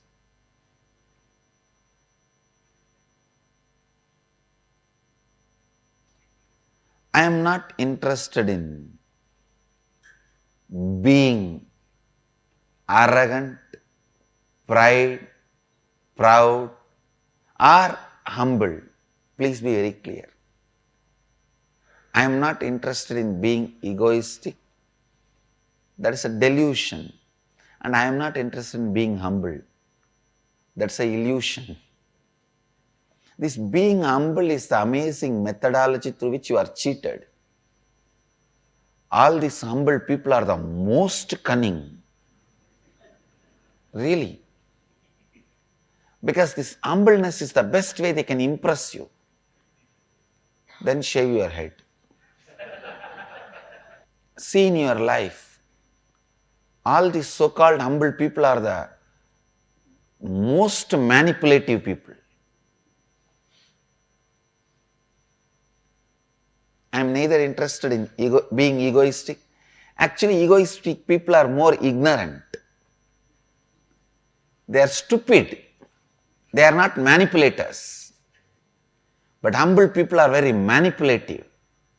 They know how to present themselves to get what they want to get.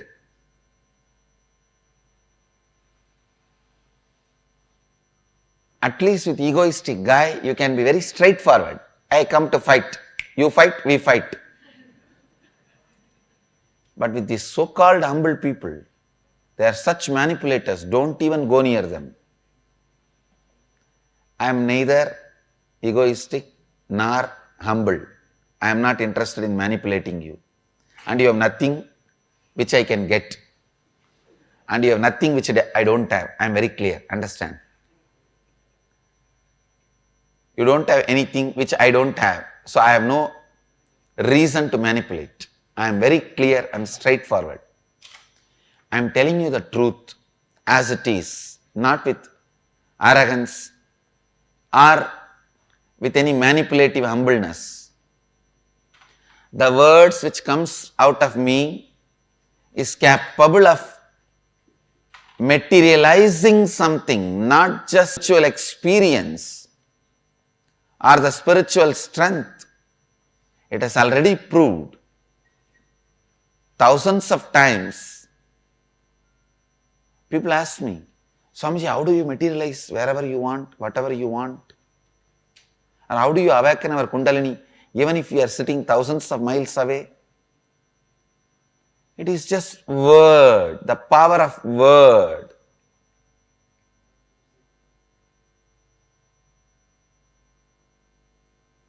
Just the power of word.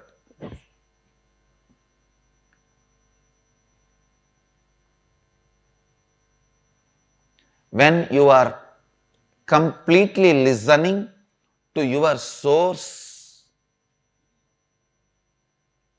the words you utter naturally creates a powerful impact on the reality. So next 21 days, you have the amazing opportunity to listen to somebody's words who is established in the source, who is in the eternal listening with himself. Nitya Shravana is Nitya Ananda. Eternal listening is eternal bliss. Listening to your source. Eternal listening. Listening to your source is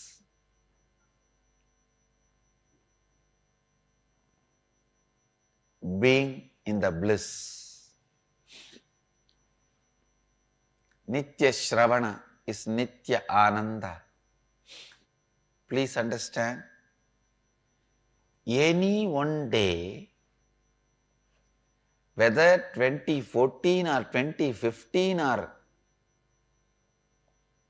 2016 or 2020 or 2050 or in the next Janma 2200 or 2500, you have to align yourself to this eternal listening, because that is your original space.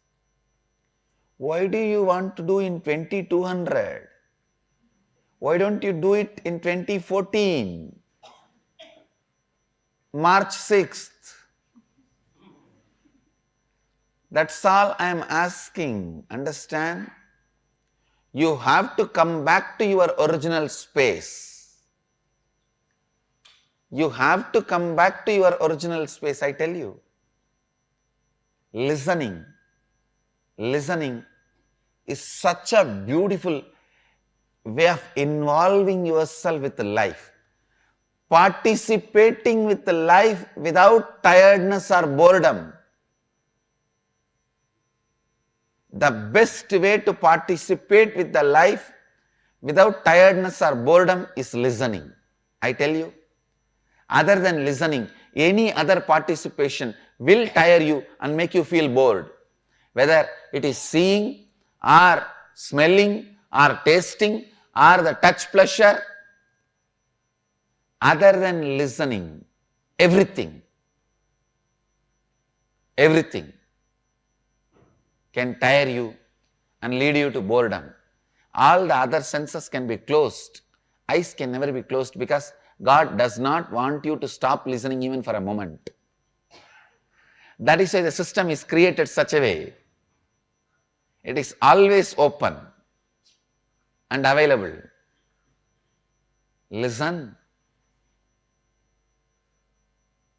Listen.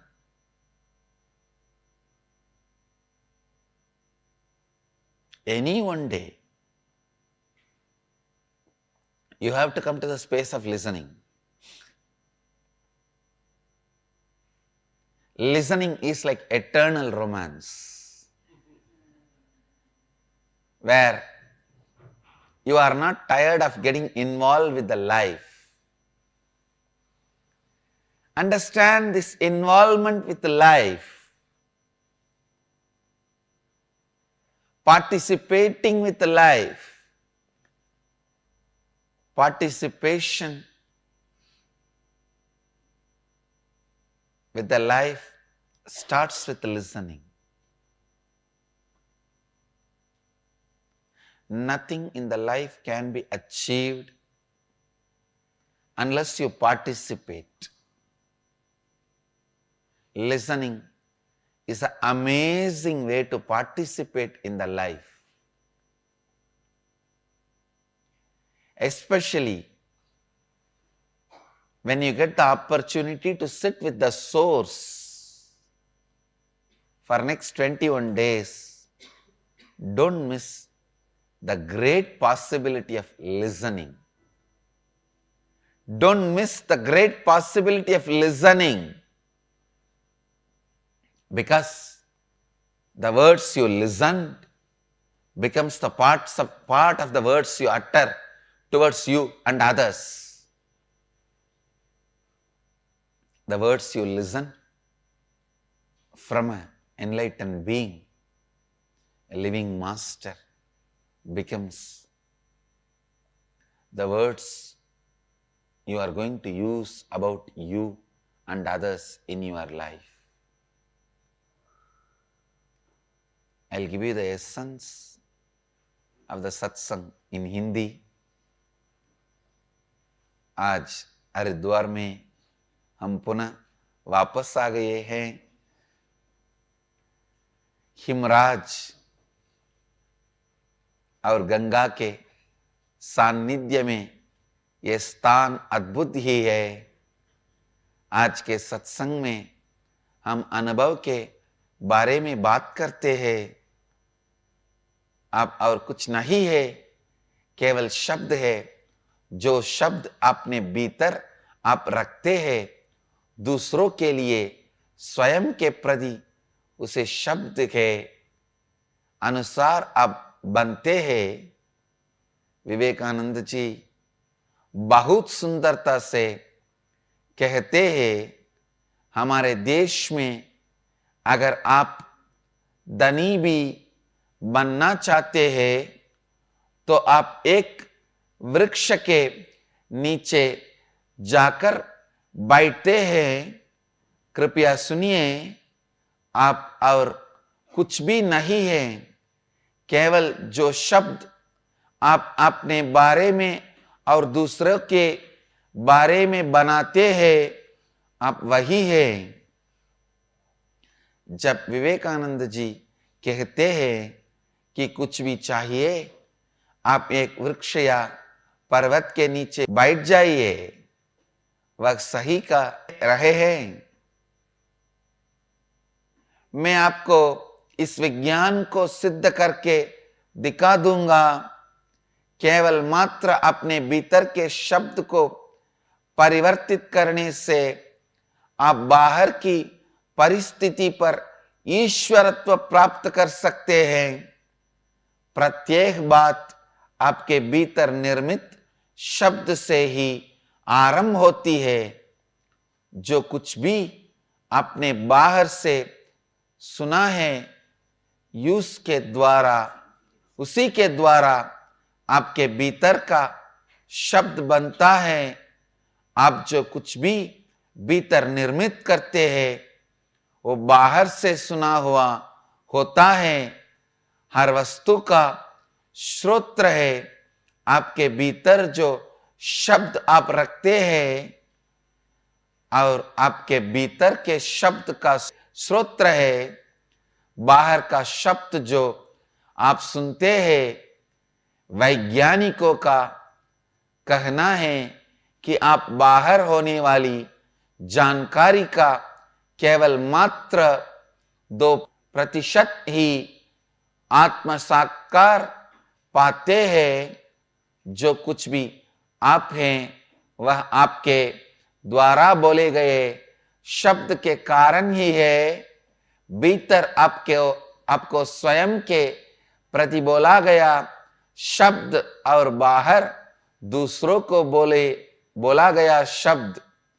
अच्छी सूचना है कि आपने कोई अभी समस्या बनाई हो, उसको सुधारा जा सकता है। मैं आपको सत्य बता रहा हूं।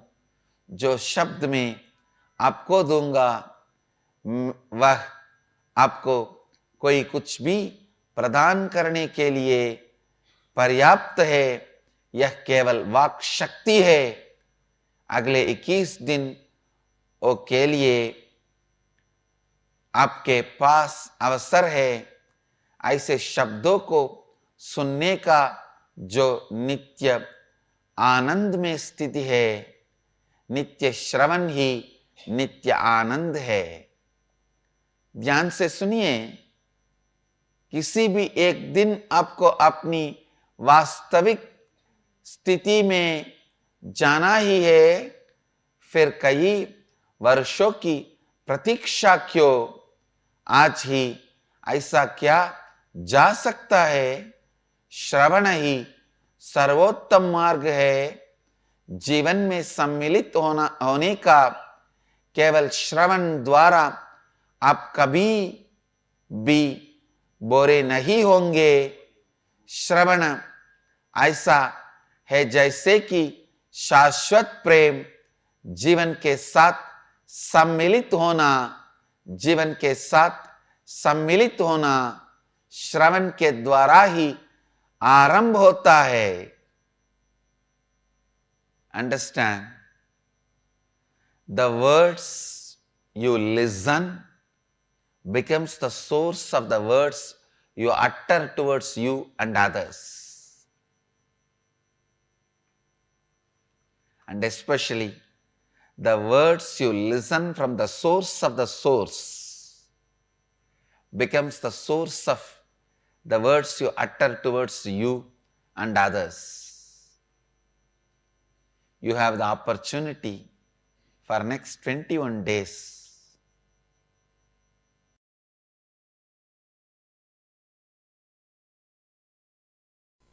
Please understand, whatever may be the reason, whatever may be the purpose, whatever you may want from this program, through this program, can happen in you by listening. It is with listening. When you start listening, it starts.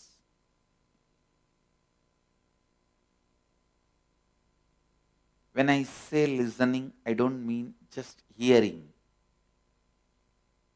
The default hearing, which all of us have. Let me define this default hearing and listening. Default hearing means you hear some words or sound. The moment you hear, some of your past incompletions stored in you, past memories, emotions, hangovers gets triggered in you. When that gets triggered, you are just lost. You are just lost in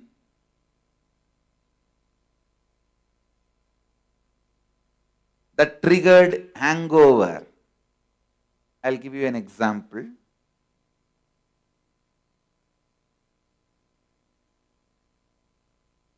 When you were 10, you went for a beach walk. There you saw few people attacking one person, and finally that fellow is dead. You saw literally a murder in front of your eyes. Naturally, you will run away from that place.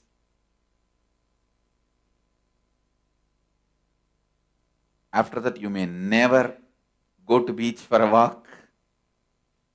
Or even if you get a chance to see the beach, you may remember only this painful memory.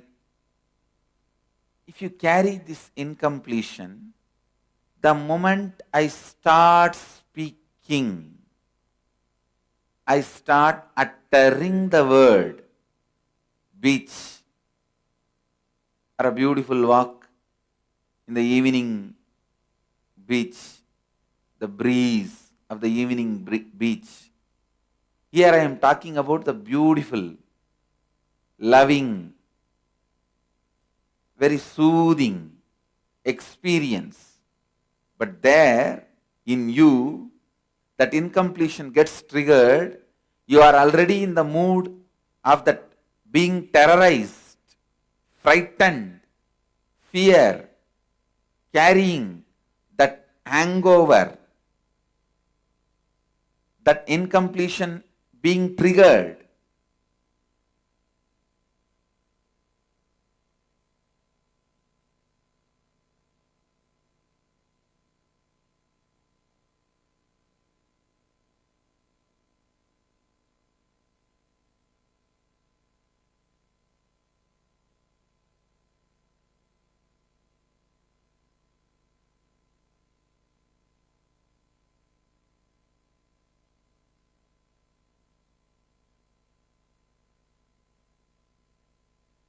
Understand,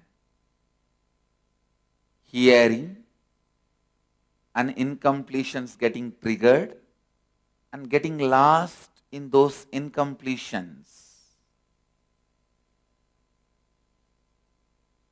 Hearing incompletions getting triggered and getting lost in those incompletions.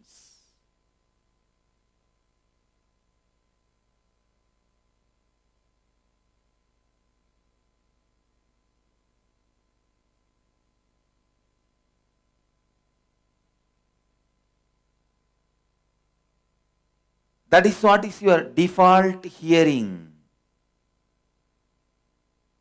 Now, when I ask you to listen, I mean listen and internalize everything I am uttering without allowing the interference of that past hangover, incompletions. You listen and internalize, means understand, cognize. Then again listen, cognize, listen, cognize. This is like a binary action. 0, 1, 0, 1, 0, 1, 0, 1, 0, 1. Like the computer. How you hear the binary code in the computer. 0, 1, 0, 1. But if the incompletions get triggered and interfere, it is not 0, 1, 0, 1, 0, 1. It is like a 0, 1. Then again 0. The incompletions getting triggered stops the hearing and internalizing, hearing and cognizing, hearing and cognizing. This process gets disturbed. This process gets disturbed. Understand? When the hearing and cognizing is disturbed, you become tired. You get disturbed and the listening gets broken.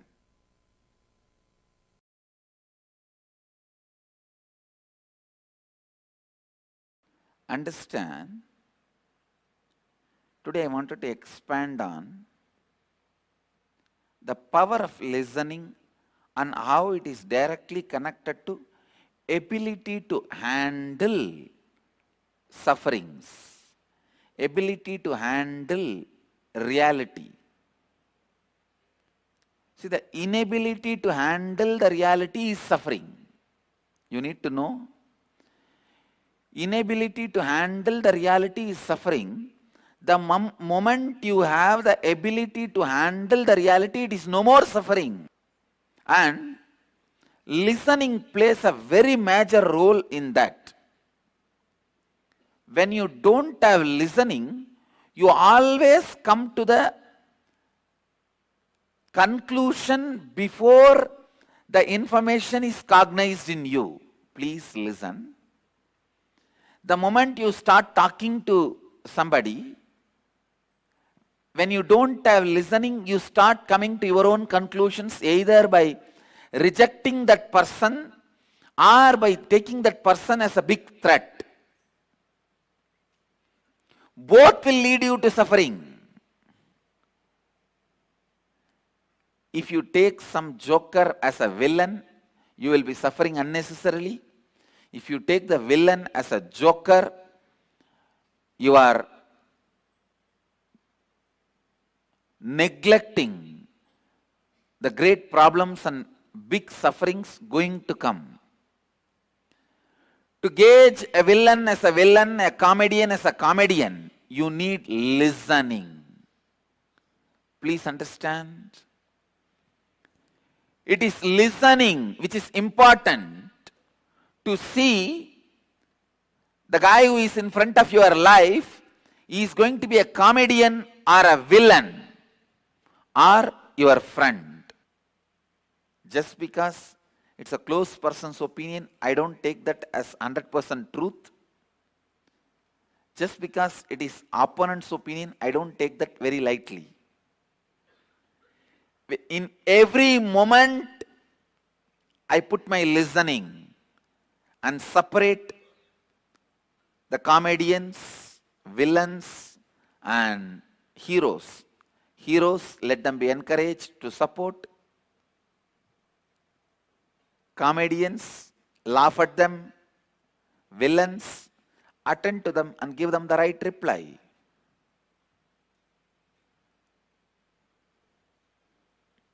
Please understand,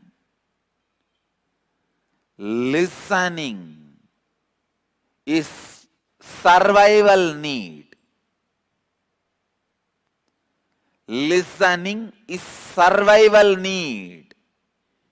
If you just have listening towards your mind, it cannot cause any more suffering to you. Your mind is also one of the close attendants you have.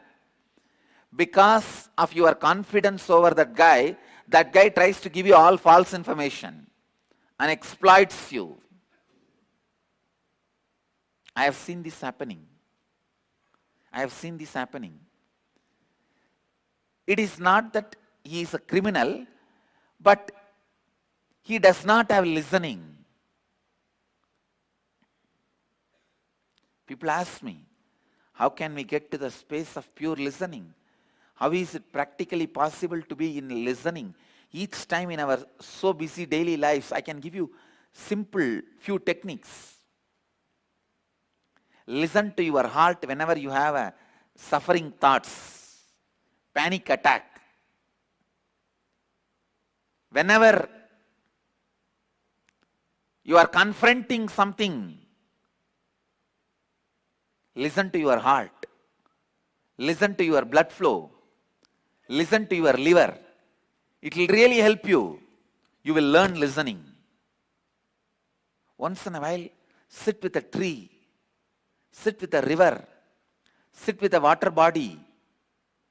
When I say water body, I mean 100 times more quantity water than your blood level is a water body. It can be anything. It can be a tank, pond, river. I think your body carries almost 5 to 7 liters of blood based on your size. So around 700 liter water, if it is there, it can be considered as a water body. Even a water tank, 700 liter water.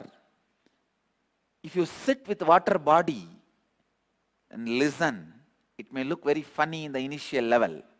But I tell you, it will develop listening.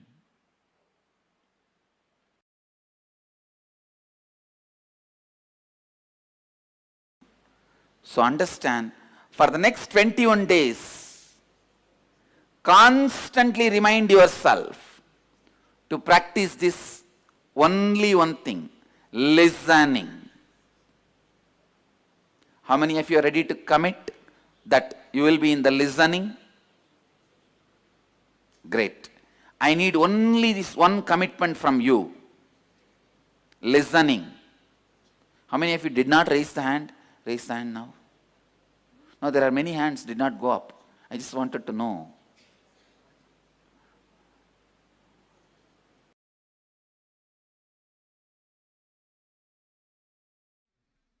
Yes. So that was a beautiful video where Swamiji talked about listening. Let us now enter the internalization exercise to see how we can implement these powerful cognitions in our life. So the highlights from the session and the essence of the session is whether you understand or not, expect or experience or not, believe or not, you are nothing but the word you give. You are nothing but the word you create inside you about you and about the world, about everything. All the best things of your life happen when you are in listening. Hearing and cognizing is listening without any interference or of incompletions. So the Brihadaranyaka Upanishad says that authentic listening is listening, default listening is hearing. So now we are going to be entering a small internalization exercise to listen, cognize, and repeat and live in our lives, which is Shravana, Manana, and Nididhyasana. So let us take a few minutes to answer the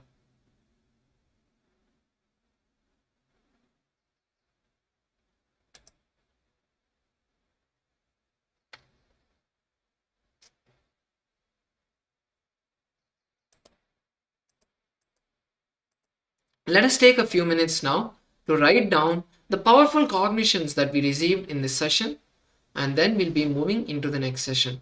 So now let's take a few minutes to write down what we have understood in this session.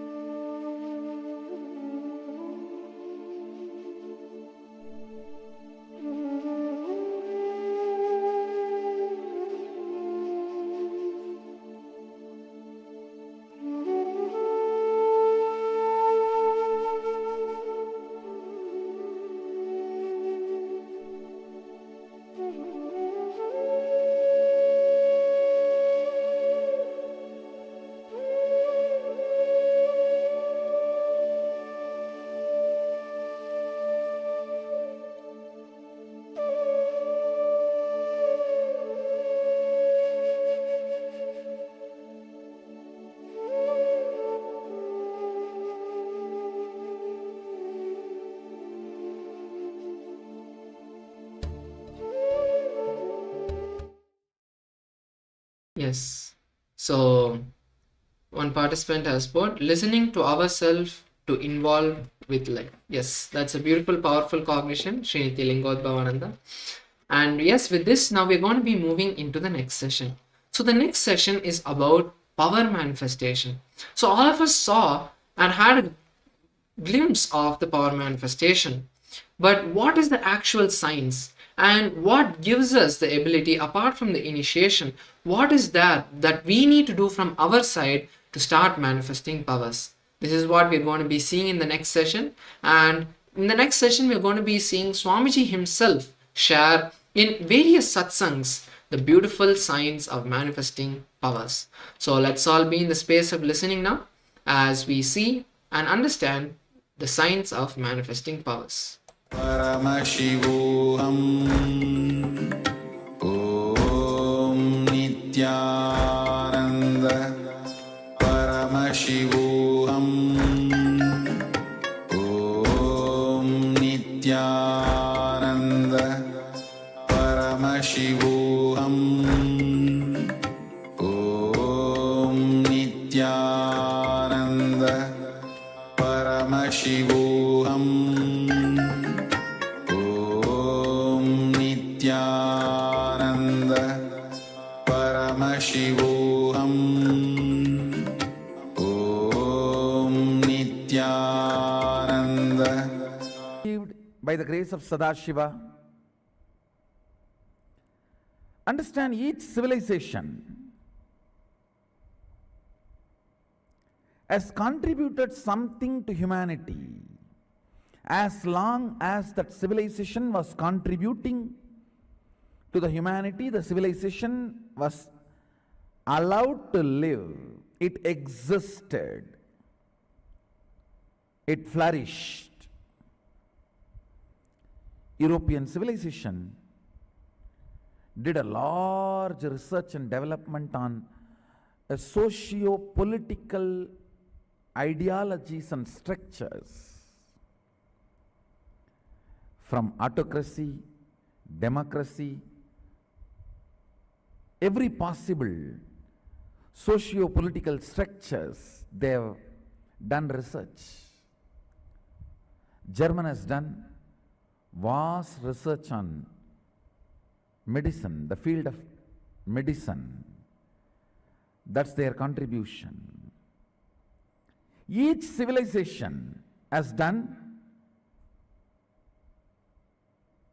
contribution in some field. The Indus civilization, Indus Saraswati civilization, the civilization which happened between the river Indus and Saraswati, the biggest contribution from the Indus Saraswati civilization, the modern day Indian civilization, modern day what we call India, in those days it was Indus Saraswati civilization. Biggest contribution of the Indus Saraswati civilization is giving superconscious breakthroughs at every age. Please understand, we are all here today after a long journey from amoeba, single cell, to fish, from fish, evolving to monkey, from monkey to man. People ask me, Swamiji, then do you accept that evolution theory? Please understand,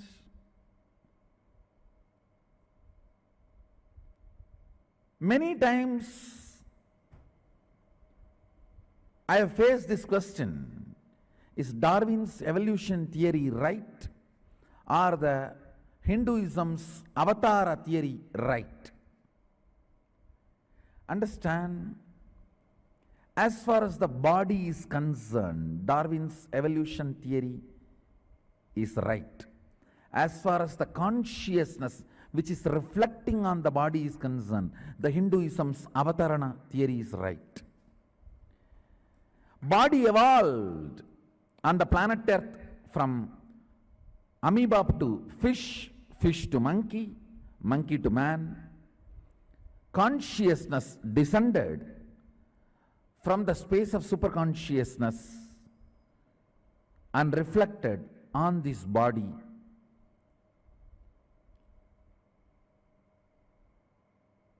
Amoeba to fish is a physical growth, physical breakthrough. From fish to monkey, physical growth and psychological growth. From monkey to man, physical growth, psychological growth and conscious growth.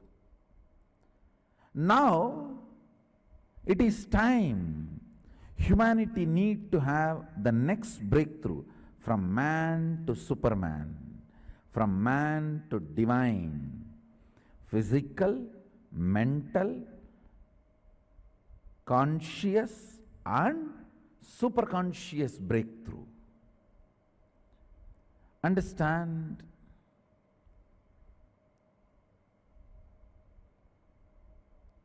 It is the responsibility of the Indian civilization to provide this superconscious breakthrough. The science of providing superconscious breakthrough from time to time at different ages is what we call Vedagamas. This breakthrough is the responsibility of the Indian civilization. This science is preserved in the Vedas and Agamas. This tradition which has dedicated itself to give a superconscious breakthrough again and again and again to humanity is Sanatana Hindu Dharma.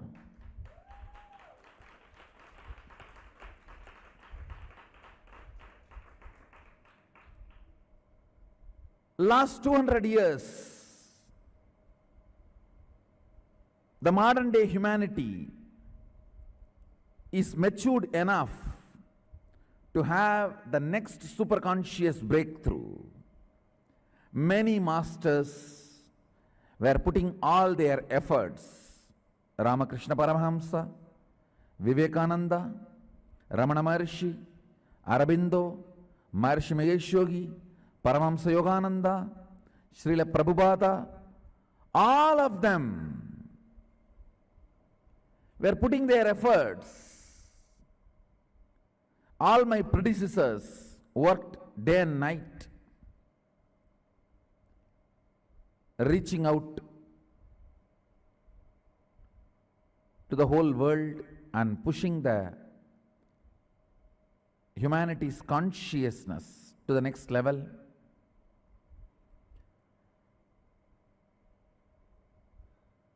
They all put their efforts, tried their best to create this new human being, to give superconscious breakthrough.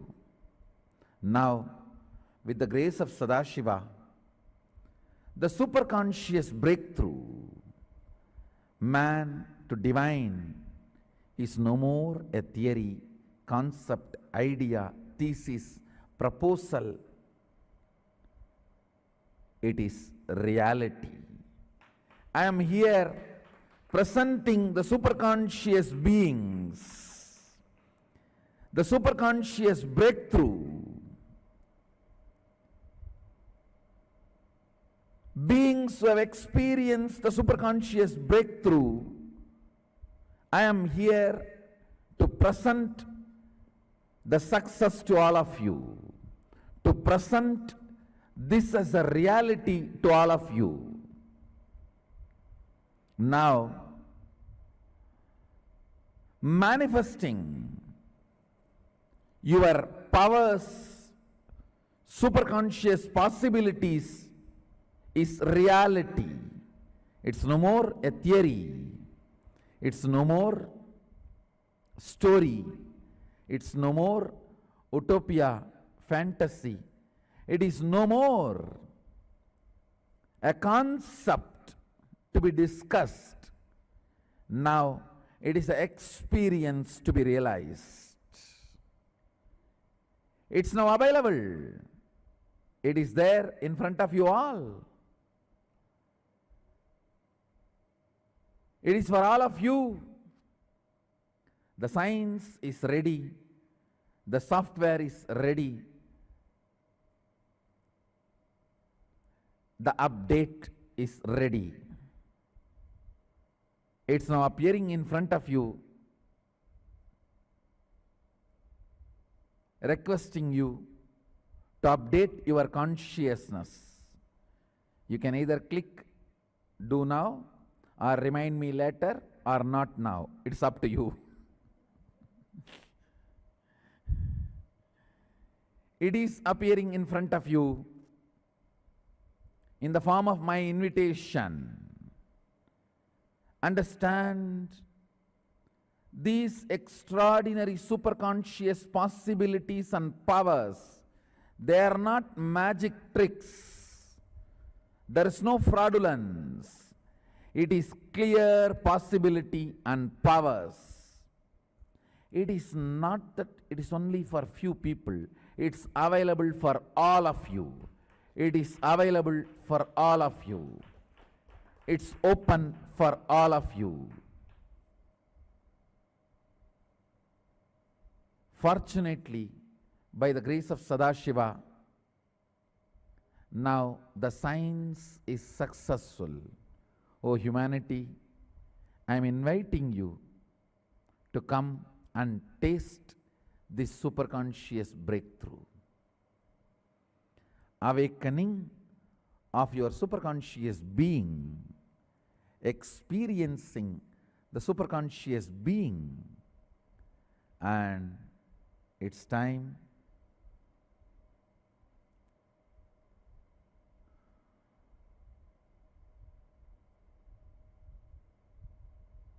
you all come and enjoy, experience, express, radiate, share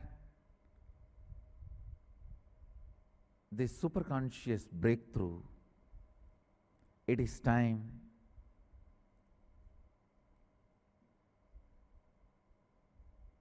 you raise yourself to the next level. Understand, whenever a superconscious breakthrough happens, it is not that you manifest only superconscious powers and possibilities. Your whole body goes through. Your whole body goes through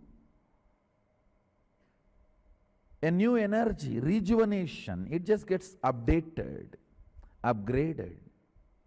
Your consciousness evolves. Your being moves to the next level. So fundamentally, your body, mind, being, your consciousness, the whole thing raises to the next level. It is time. I am inviting everyone. Oh, people of Los Angeles. Oh, human beings of Los Angeles. Through the human beings of Los Angeles, I am inviting the whole humanity. Welcome. Please come and experience this superconscious breakthrough. It is time that you raise yourself to the next level by upgrading your consciousness, manifesting all the possibilities and powers available to you. Your body is fundamentally programmed to manifest all the powers of Sadashiva, all the powers of the ultimate superconsciousness. It is time you upgrade yourself. It is time you raise yourself. Now the science is available. Now is the time. You have waited for a long time. Understand? Oh humanity, you survived many births. You survived many natural calamities. You survived many man-made calamities. You survived many wars. Understand?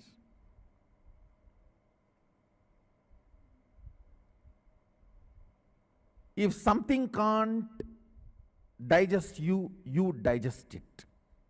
That's the truth. If something has not killed you, you killed it. If something has not destroyed you, you survived it. Everything you read in history, don't even imagine you only read in history, you have lived. You may not remember, but you have lived. People ask me, do you believe in past birth? I say, I don't believe, I just know. Past birth exists. I don't believe, but I know past birth exists.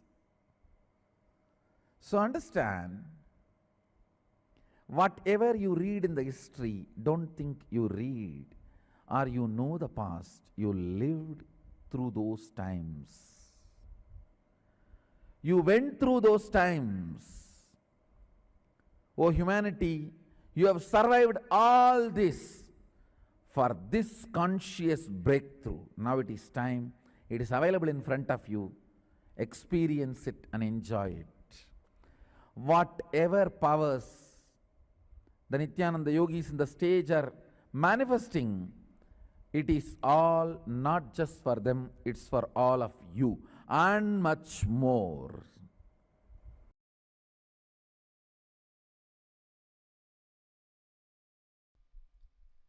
I am making it very clear.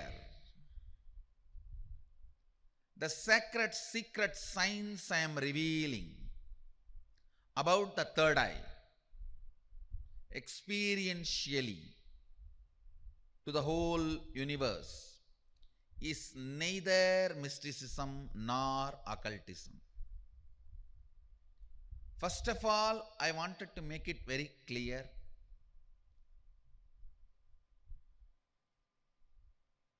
Mysticism and occultism, even those very words and the scope of those words, definition of those words, are handicapped, mentally retarded version of the word Shakti and Siddhi.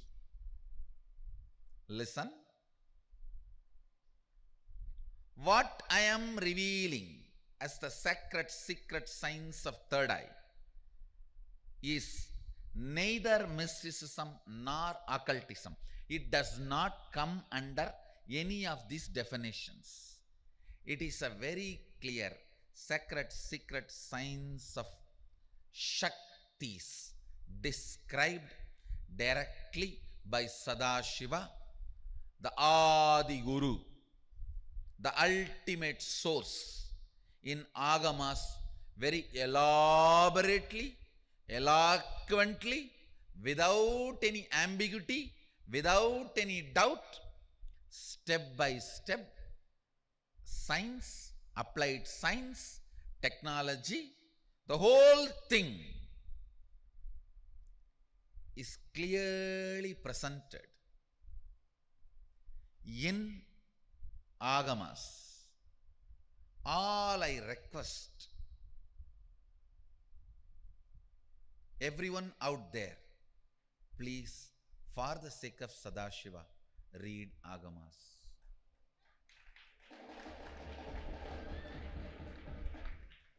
Understand, I wanted to be very clear. The word God itself does not translate Sadashiva. Please listen. What Vedas describe as Brahman, Agamas describe as Sadashiva, is not what English word God means. God means generator, operator, destroyer, three. Very clearly Agama says Sadashiva does Panchakritya, not three. Panchakritya means creation, protection, destruction, delusion, liberation. Srishti, Sthiti, Vinasha, Trodana, Anugraha. Even the word Srishti is not equivalent to creation. Even the word Sthiti is not equivalent to operation. Even the word Vinasha is not equivalent to destruction. Even that is a mentally retarded, handicapped version. The word God is not equivalent to Sadashiva.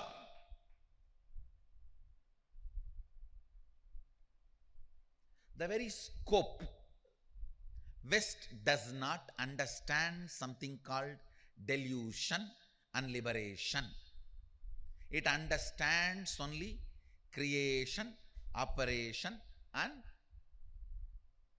destruction. What they understand from their scope, they created their God. Understand what they could grasp, based on that they created their concept of God. What we experienced, from that we expressed Brahman and Sadashiva. So the Brahman in Vedas, Sadashiva in Agamas is not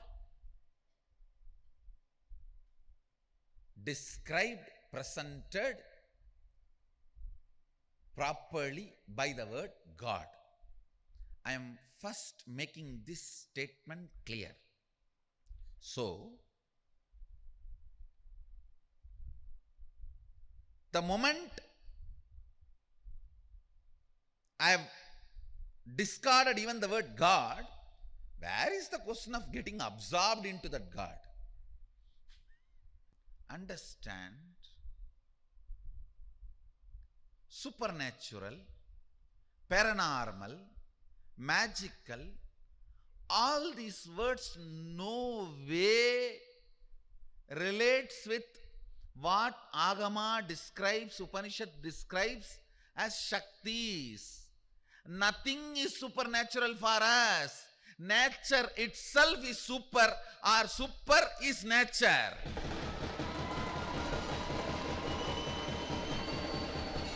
Please understand, in Agama, there is nothing called natural and supernatural.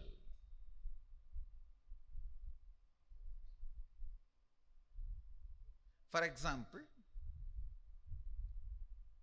an ordinary kid may not know how to do surgery. But when he grows and gets into medical school and learns, he performs surgery. That does not mean you call the ordinary kid as natural and the doctor kid as a supernatural. No. When there is a clear science, there is nothing called natural, supernatural. Understand? Sadashiva is very clear. He programmed all of us with his own inner space.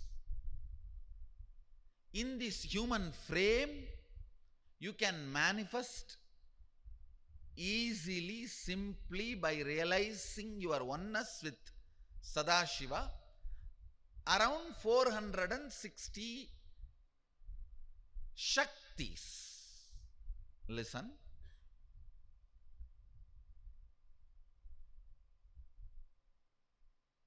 These Shaktis are neither supernatural nor magical or paranormal or alchemy based or occult or mystical. These are very clearly the sacred science of manifesting your original state of Sadashivatva. Somebody says it is difficult, somebody says it is easy. I say it is neither difficult nor easy. It is simple reality.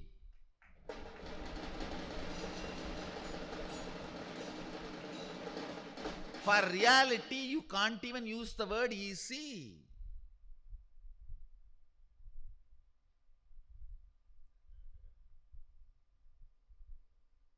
Understand, if this coffee is there in the kitchen, getting it and putting it in the mouth is difficult.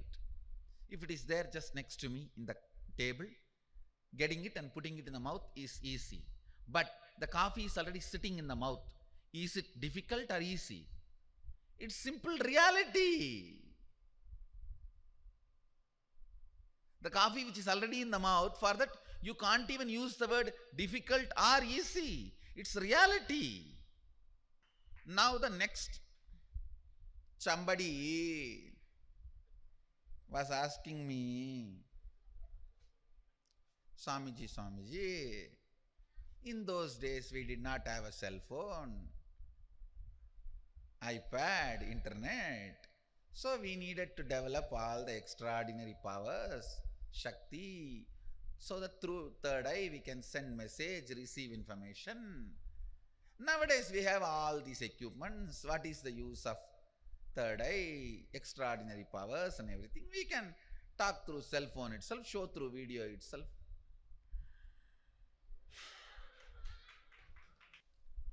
All the equipments you have already developed, technology you have already developed and going to develop, will always be able to communicate, transmit only the informations of this waking state, which is already deluded and less informed. But the powers of third eye, when you see through third eye,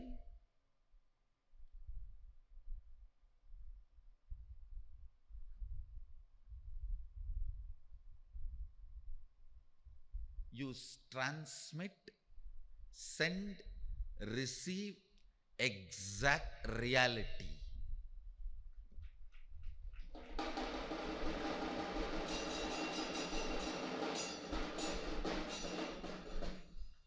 Okay, Facebook is there. How many fellows chatting and building a relationship only when they see each other? One is 72, one is 32.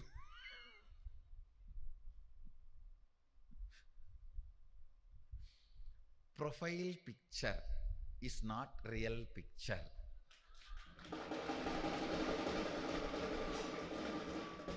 Cell phone, Facebook, any technology developed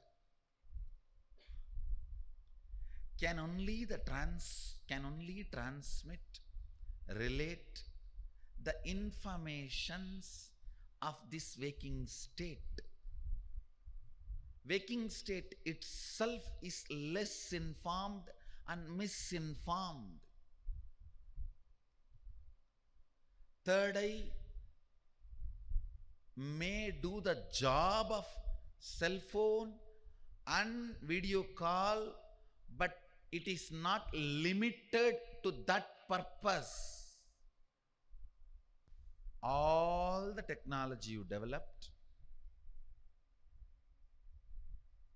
can be used only the facts and of facts in various levels. Like you yourself don't communicate completely, or you yourself don't know completely. All this misinformed, less informed level only, the transactions can happen with all the modern technology and gadgets. Third eye is not all about what is generated, operated, destroyed. It is all about What is delusion and liberation?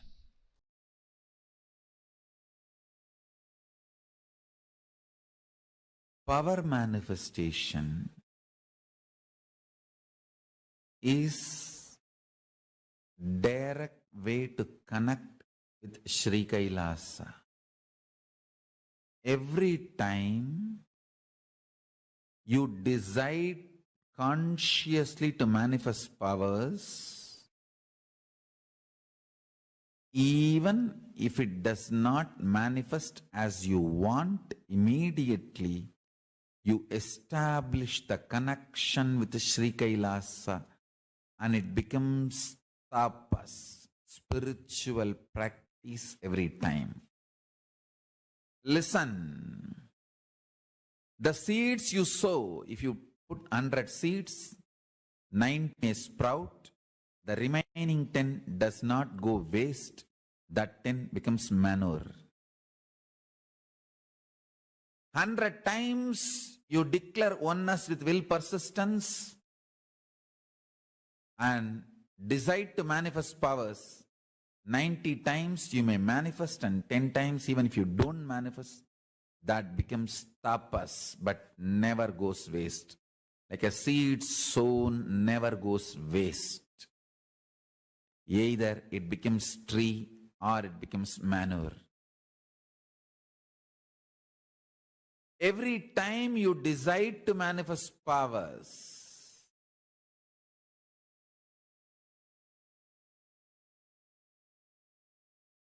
either you manifest or your attempt, will persistence becomes tapas. Understand?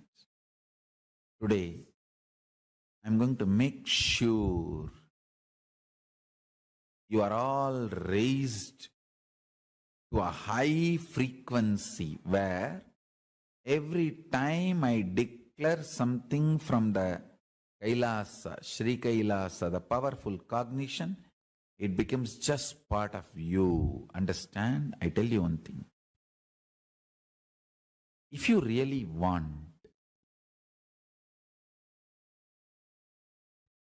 the power manifestation science to become reality in you and want to manifest all powers, the moment I declare this is the powerful cognition, hold this, you will manifest this power.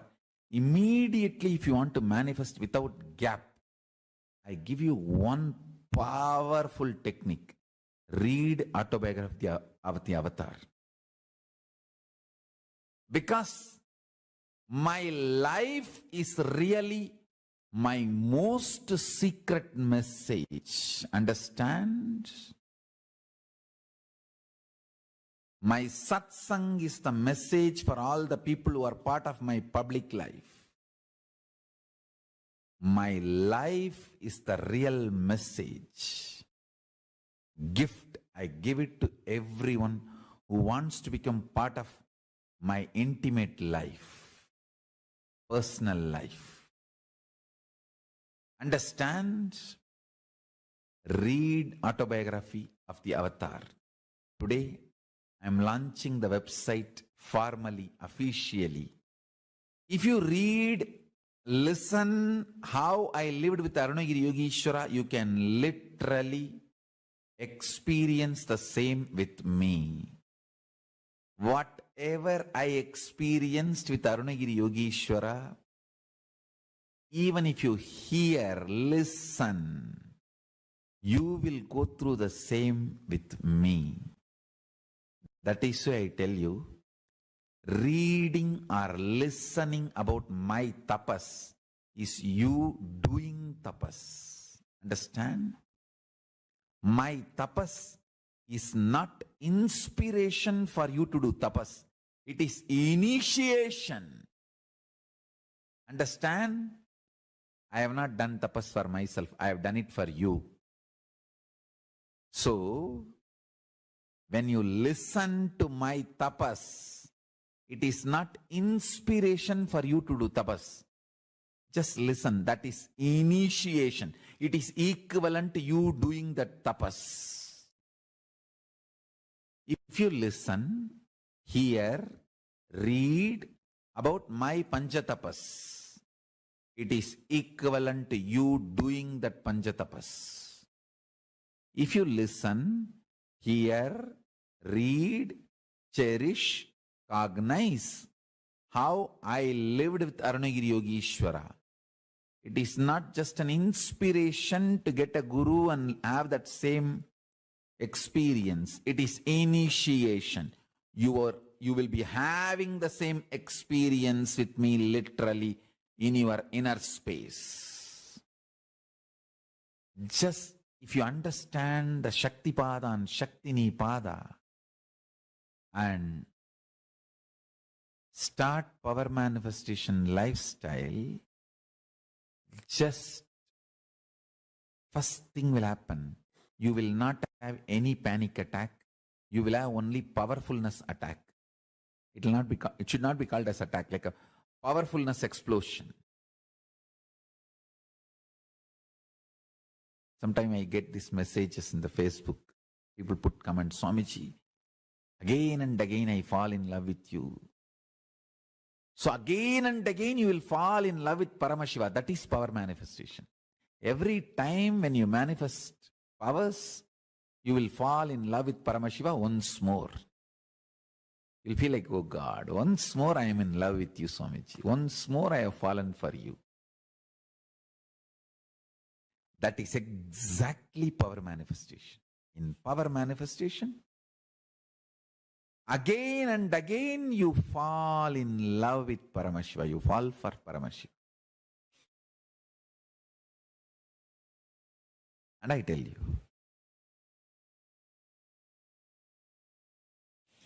nothing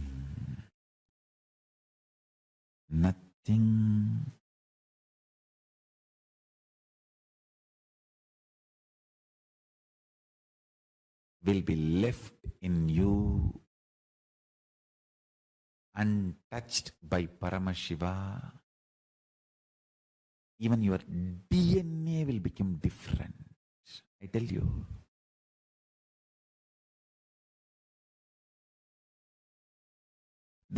When you inhale and exhale, that air you exhale will have so much power and vibration of Paramashiva. Your breathing space will radiate him. Your blood, bone marrow, DNA, the air you exhale will vibrate Paramashiva. Nothing can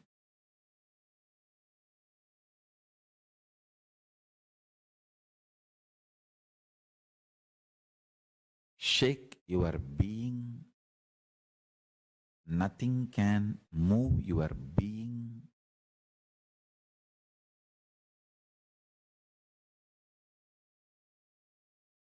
If you decide power manifestation as a lifestyle, understand one thing, just one exhale from Paramashiva, he produces millions of Sarabeshwaras, and one exhale from Sarabeshwara, he produces millions of Kalabhairavas, and one exhale from Kalabhairava, all your enemies will be destroyed and all the problems in your life will be destroyed. All negativity will be destroyed. Understand? Listen. One exhale from Paramashiva, thousands of Sarabeshwaras. One exhaling from Sarabeshwara, thousands of Kalabhairavas. One exhaling from Kalabhairava, one from Kalabhairava. That's it. All the negativity in your life is destroyed.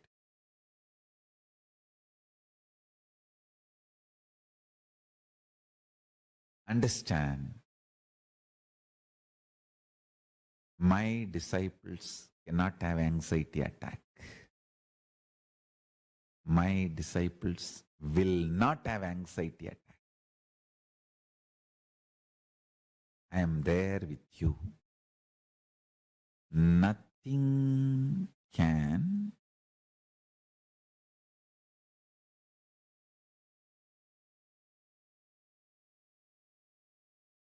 shake your being, nothing can move your being.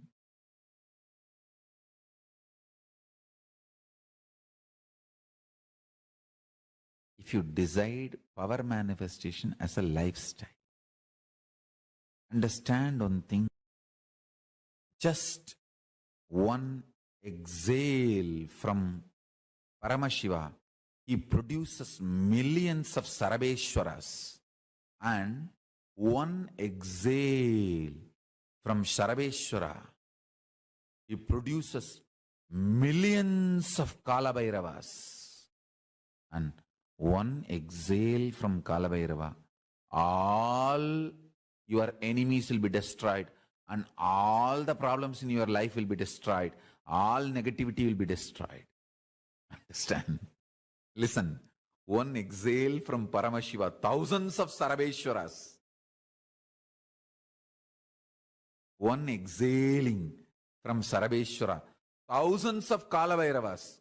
One exhaling from Kalabhairava, or one from Kalabhairava, that's it.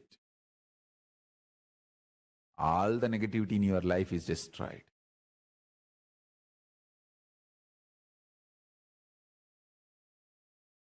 Understand, my disciples cannot have anxiety attack. My disciples will not have anxiety attack. I am there with you. Power manifestation is too simple and really too powerful and too useful for your day-to-day life. It's a most useful spiritual practice. It is intense prayer, intense Advaitic oneness, intense yogic samyama, and intense Shaktipada and Shaktinipada. All put together I have given as one method, power manifestation. Just three things. Listen, Paramashiva is inside you, cognize it. And he is endless resource. And he is waiting to manifest for you. And you just need to connect with him, declare your integrity to him, and make Satya Sankalpa. That's it. That's it.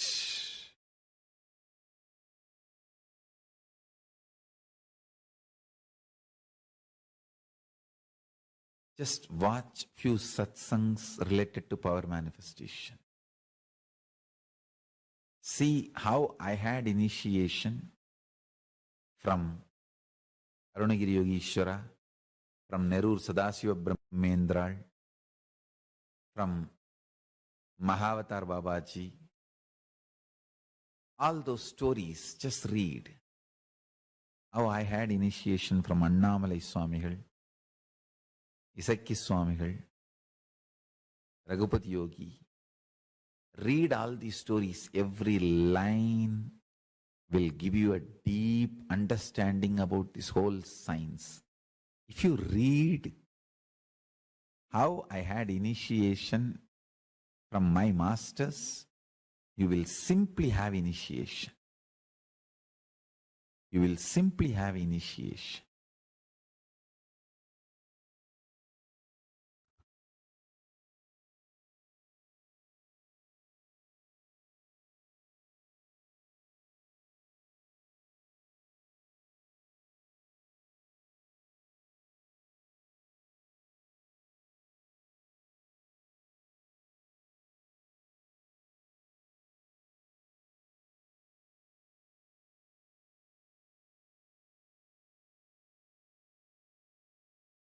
Nothing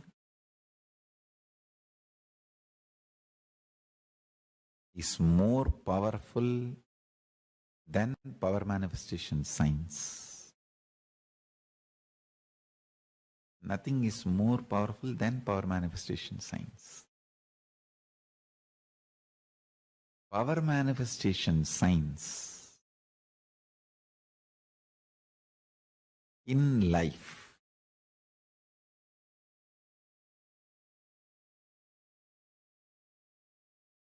is the most enlightening,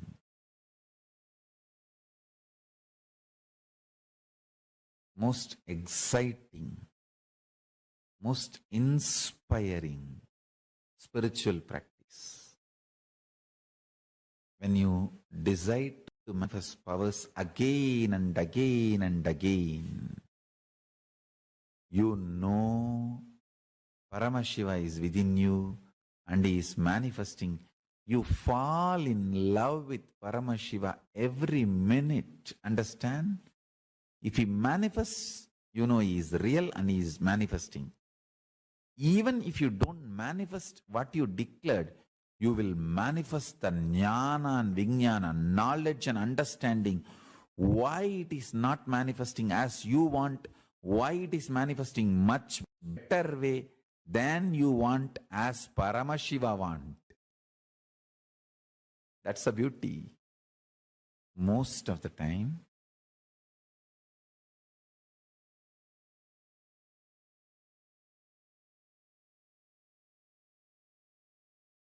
if you remain in Santa Swarupa space, you will understand why Paramashiva did not manifest as you want, but manifested as he wants.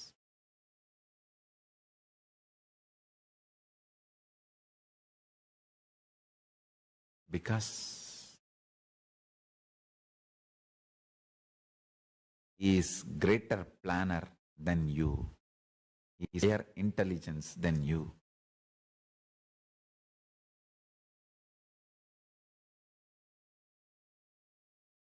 Whether you manifest as you want or you manifest as he wants, power manifestation is the best way to connect with Paramashiva, talk to Paramashiva, level by level, raise and become one already. Achieve the oneness, which is the case already. Understand? The spiritual practice always starts with duality, then evolves to little Visishtadvaita, then evolves into levels of Advaita, ultimately Shuddhadvaita.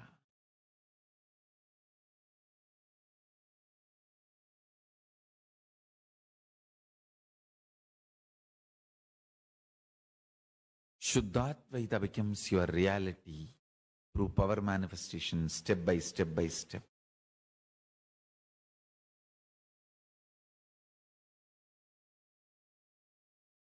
We'll have today a real power manifestation session, really making all of you to manifest powers as you want, life as you want.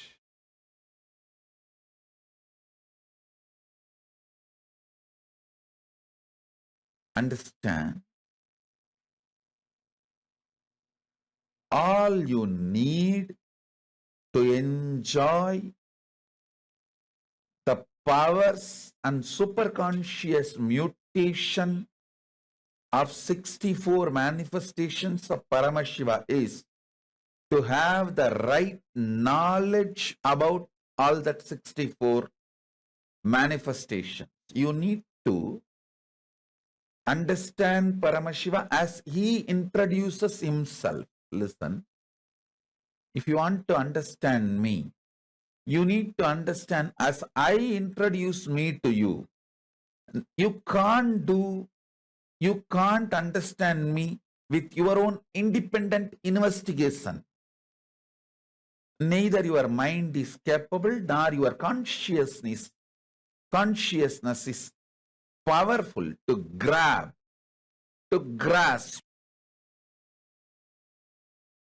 my existence as it is. You can only understand my existence as per my introduction. Same way, You can understand Paramashiva only based on his own introduction.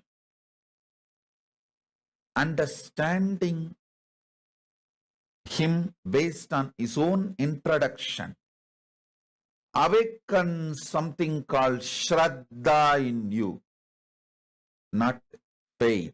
Faith is poor word. Shraddha. And Shraddha breeds bhakti. And all the Ananta Kalyana Gunas, auspicious qualities of Paramashiva starts manifesting in you. Powers of Paramashiva starts manifesting in you. Listen, you just need to know what is swimming and see somebody is swimming, then simply your muscle memory starts manifesting swimming.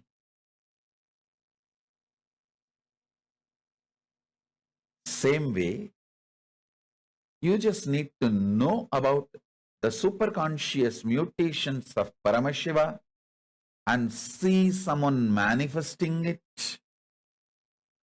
Your muscle memory, bioenergy, all will just pick up. And simply you will enjoy superconscious mutation of Paramashiva.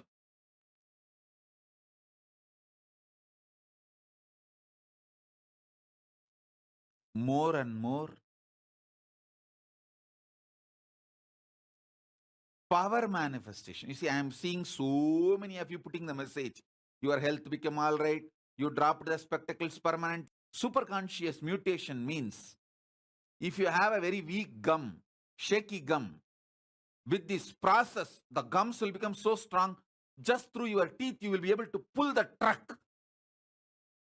Have you seen this karate guys, the kung fu guys, all these black belt guys, they pull that whole truck through the teeth. You will be able to do that. That is what is superconscious mutation. Understand? Superconscious mutation is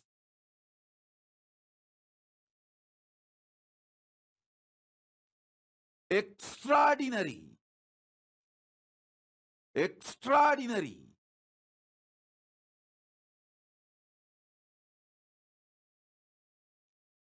So sit with the conversational relationship. That's all. Nothing else. And I'll point precisely where you guys need to flower. I'll make it happen.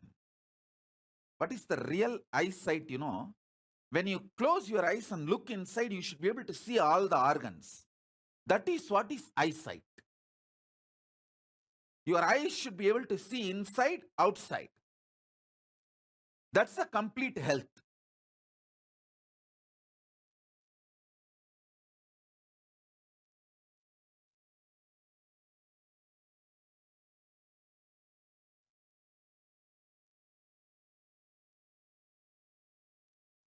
Now the superconscious mutation will make that happen.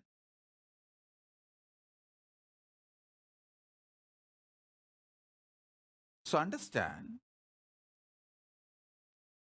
superconscious mutation is not ordinary power manifestation. You had a spectacles and you dropped the spectacles. Now you are able to see is ordinary power manifestation.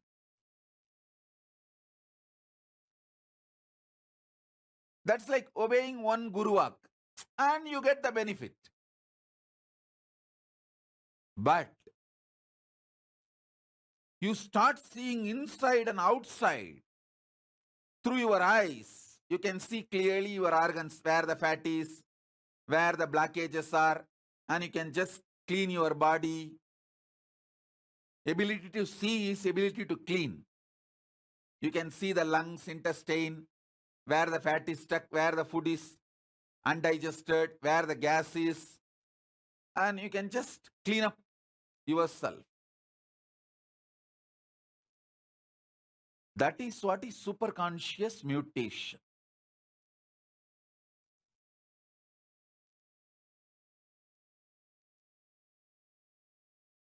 So listening to one Guru Vak and getting some miracle is just a small, ordinary power manifestation. But when superconscious mutation happens, it is just next level. It's a life manifesting in a different scale.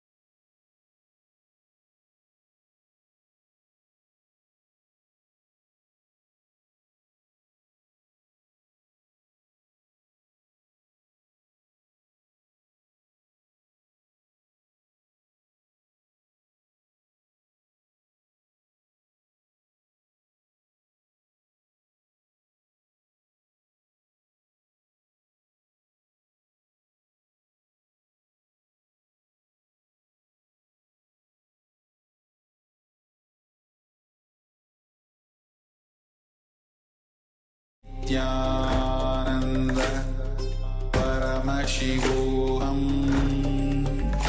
Om Nithyananda Paramashivoham Om Nithyananda Paramashivoham Om Nithyananda Paramashivoham Om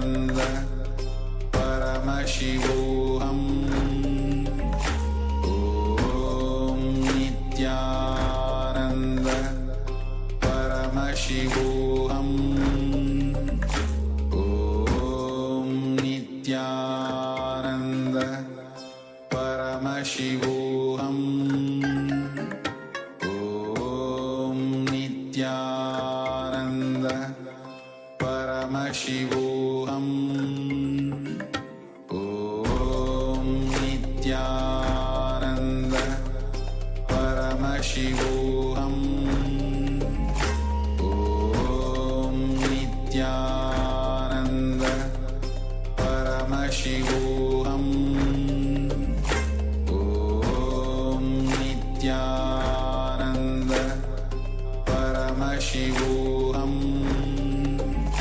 Om Nithyananda Paramashivoham. Om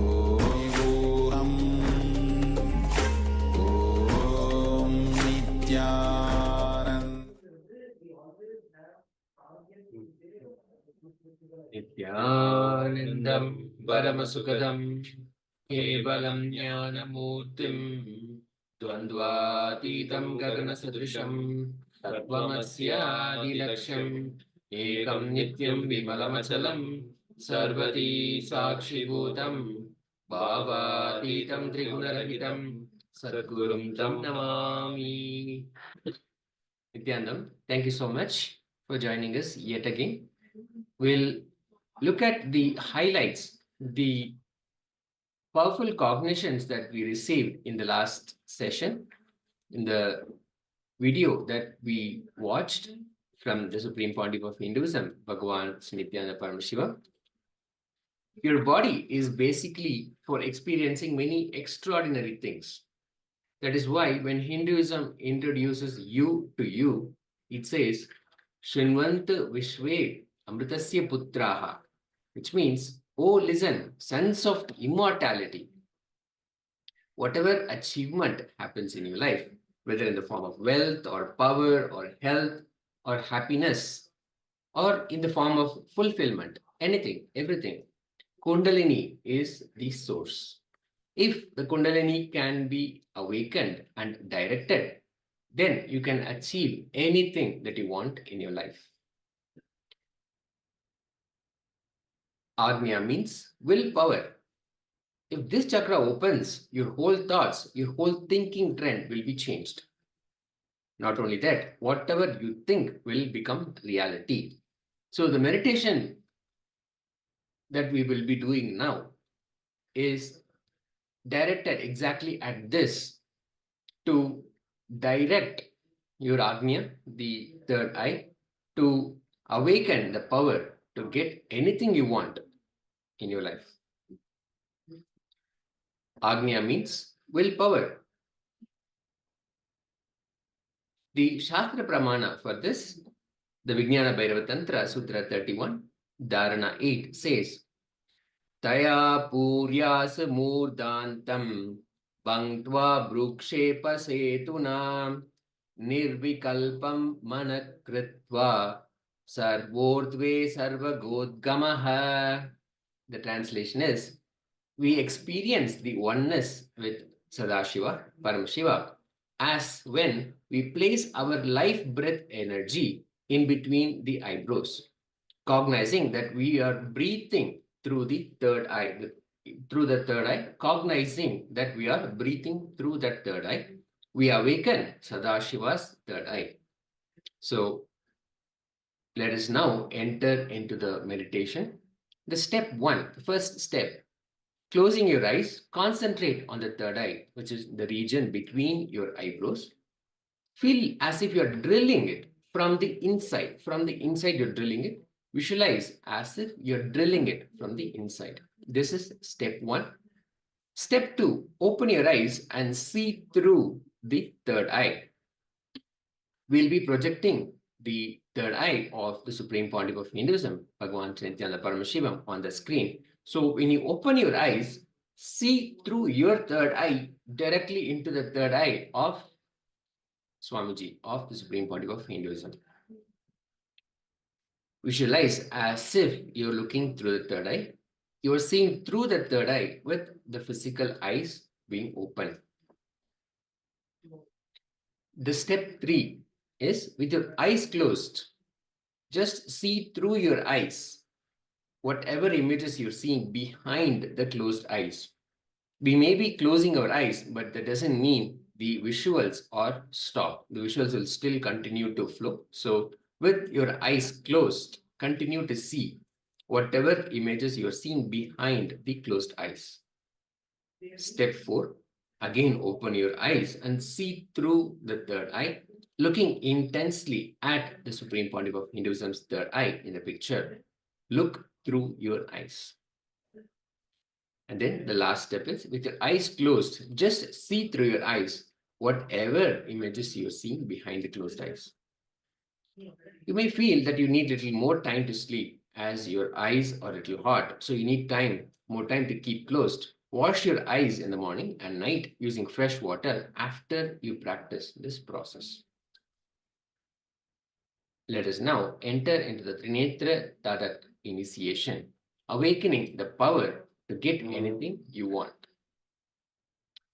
Let's receive the powerful cognitions and the direct initiation from the Supreme Pontiff of Hinduism, Bhagavan Nithyananda Paramashivoham.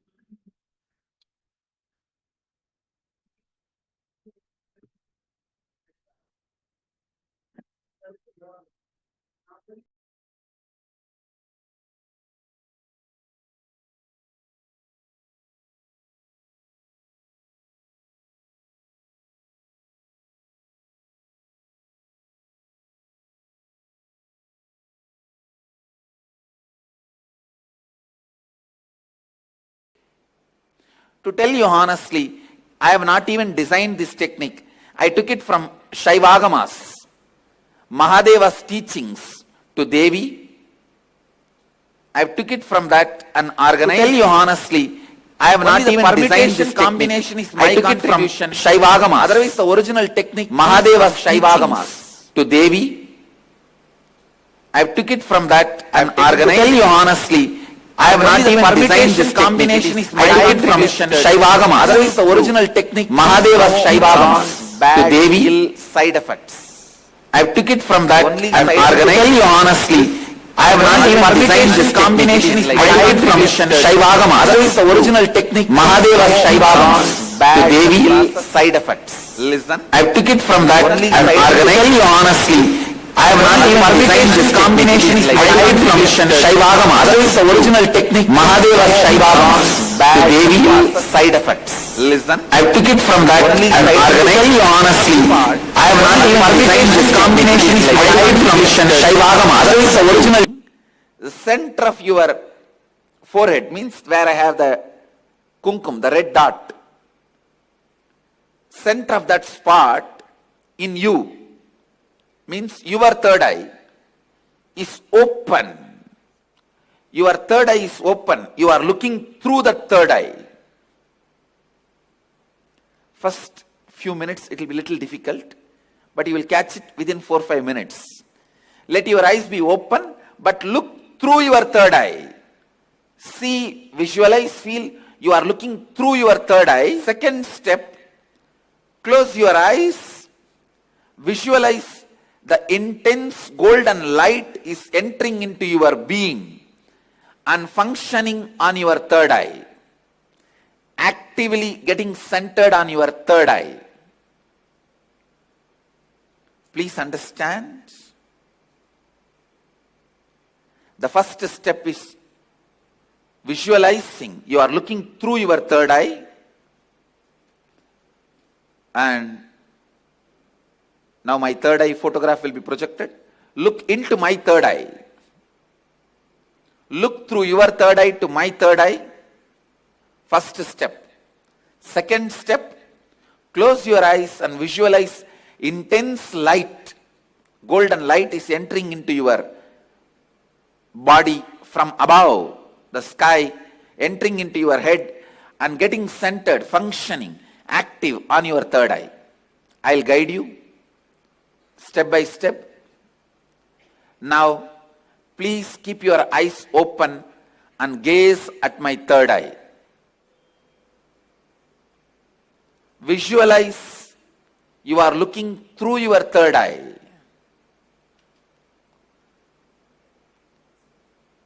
Between your eyebrows, there is a red color hole.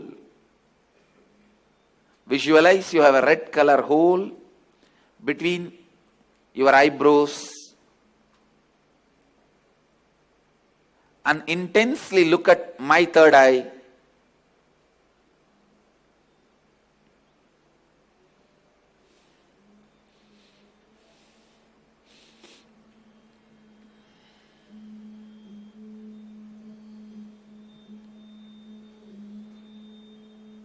Shiva, Shiva, Shiva.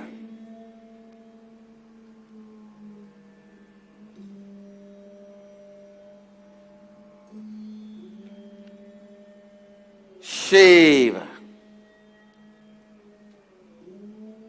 Your eyes can be open, but visualize you are looking through the third eye.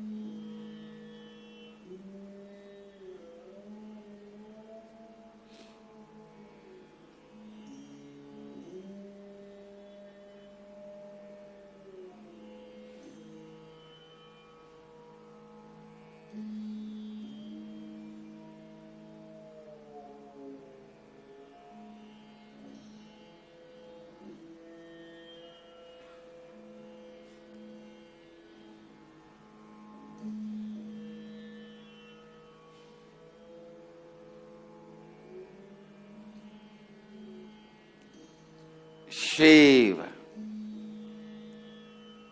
Shambhavi,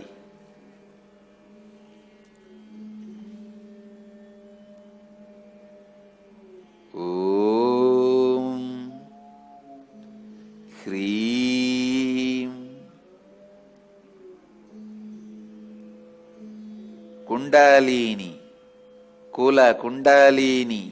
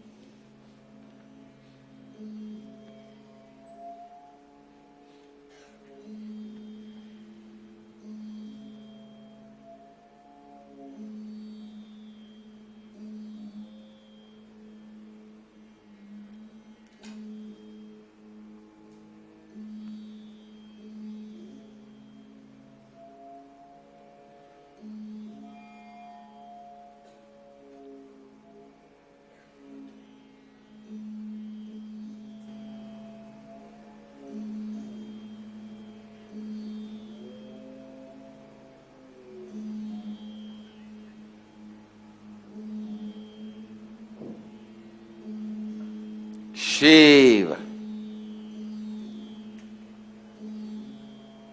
Now, close your eyes. Visualize the heavy white light, golden light is landing on your head from the cosmos. and getting activated and centered on your third eye. Close your eyes and visualize the energy entering through your head and getting activated and centered on your third eye. Shiva, Kundalini, Kula Kundalini, Shambhavi, Shankari, Shiva, Shiva, Shiva, Banashankari, Banashankari.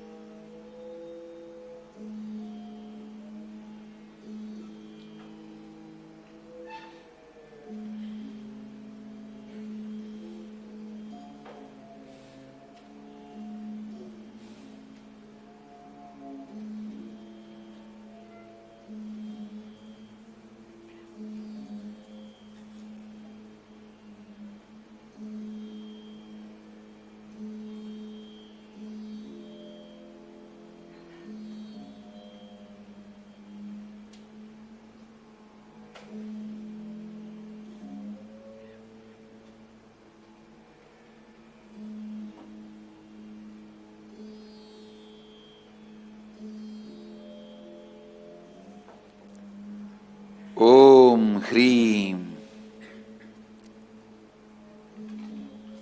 Sa Ka Ha La Hrim Ha Sa Ka La Hrim Ka Ye Yi Shiva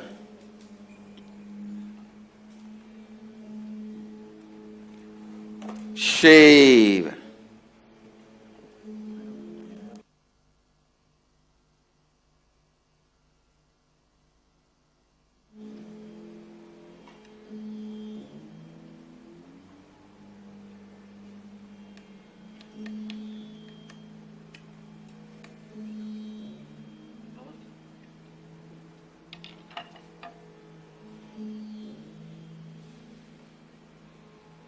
Shiva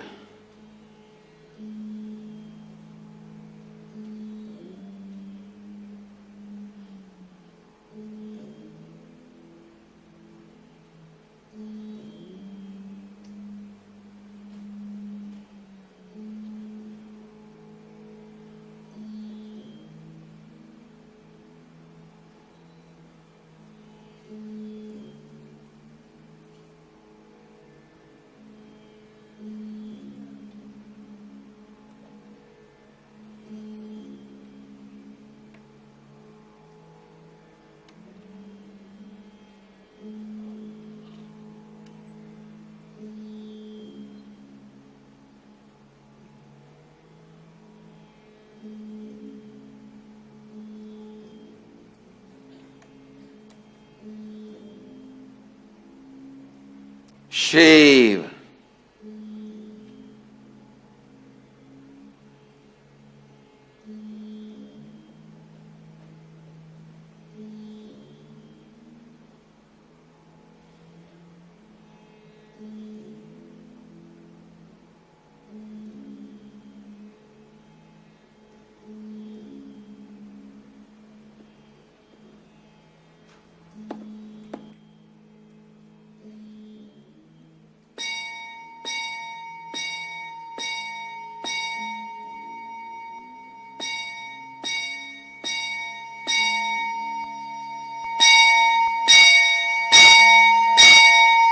Shiva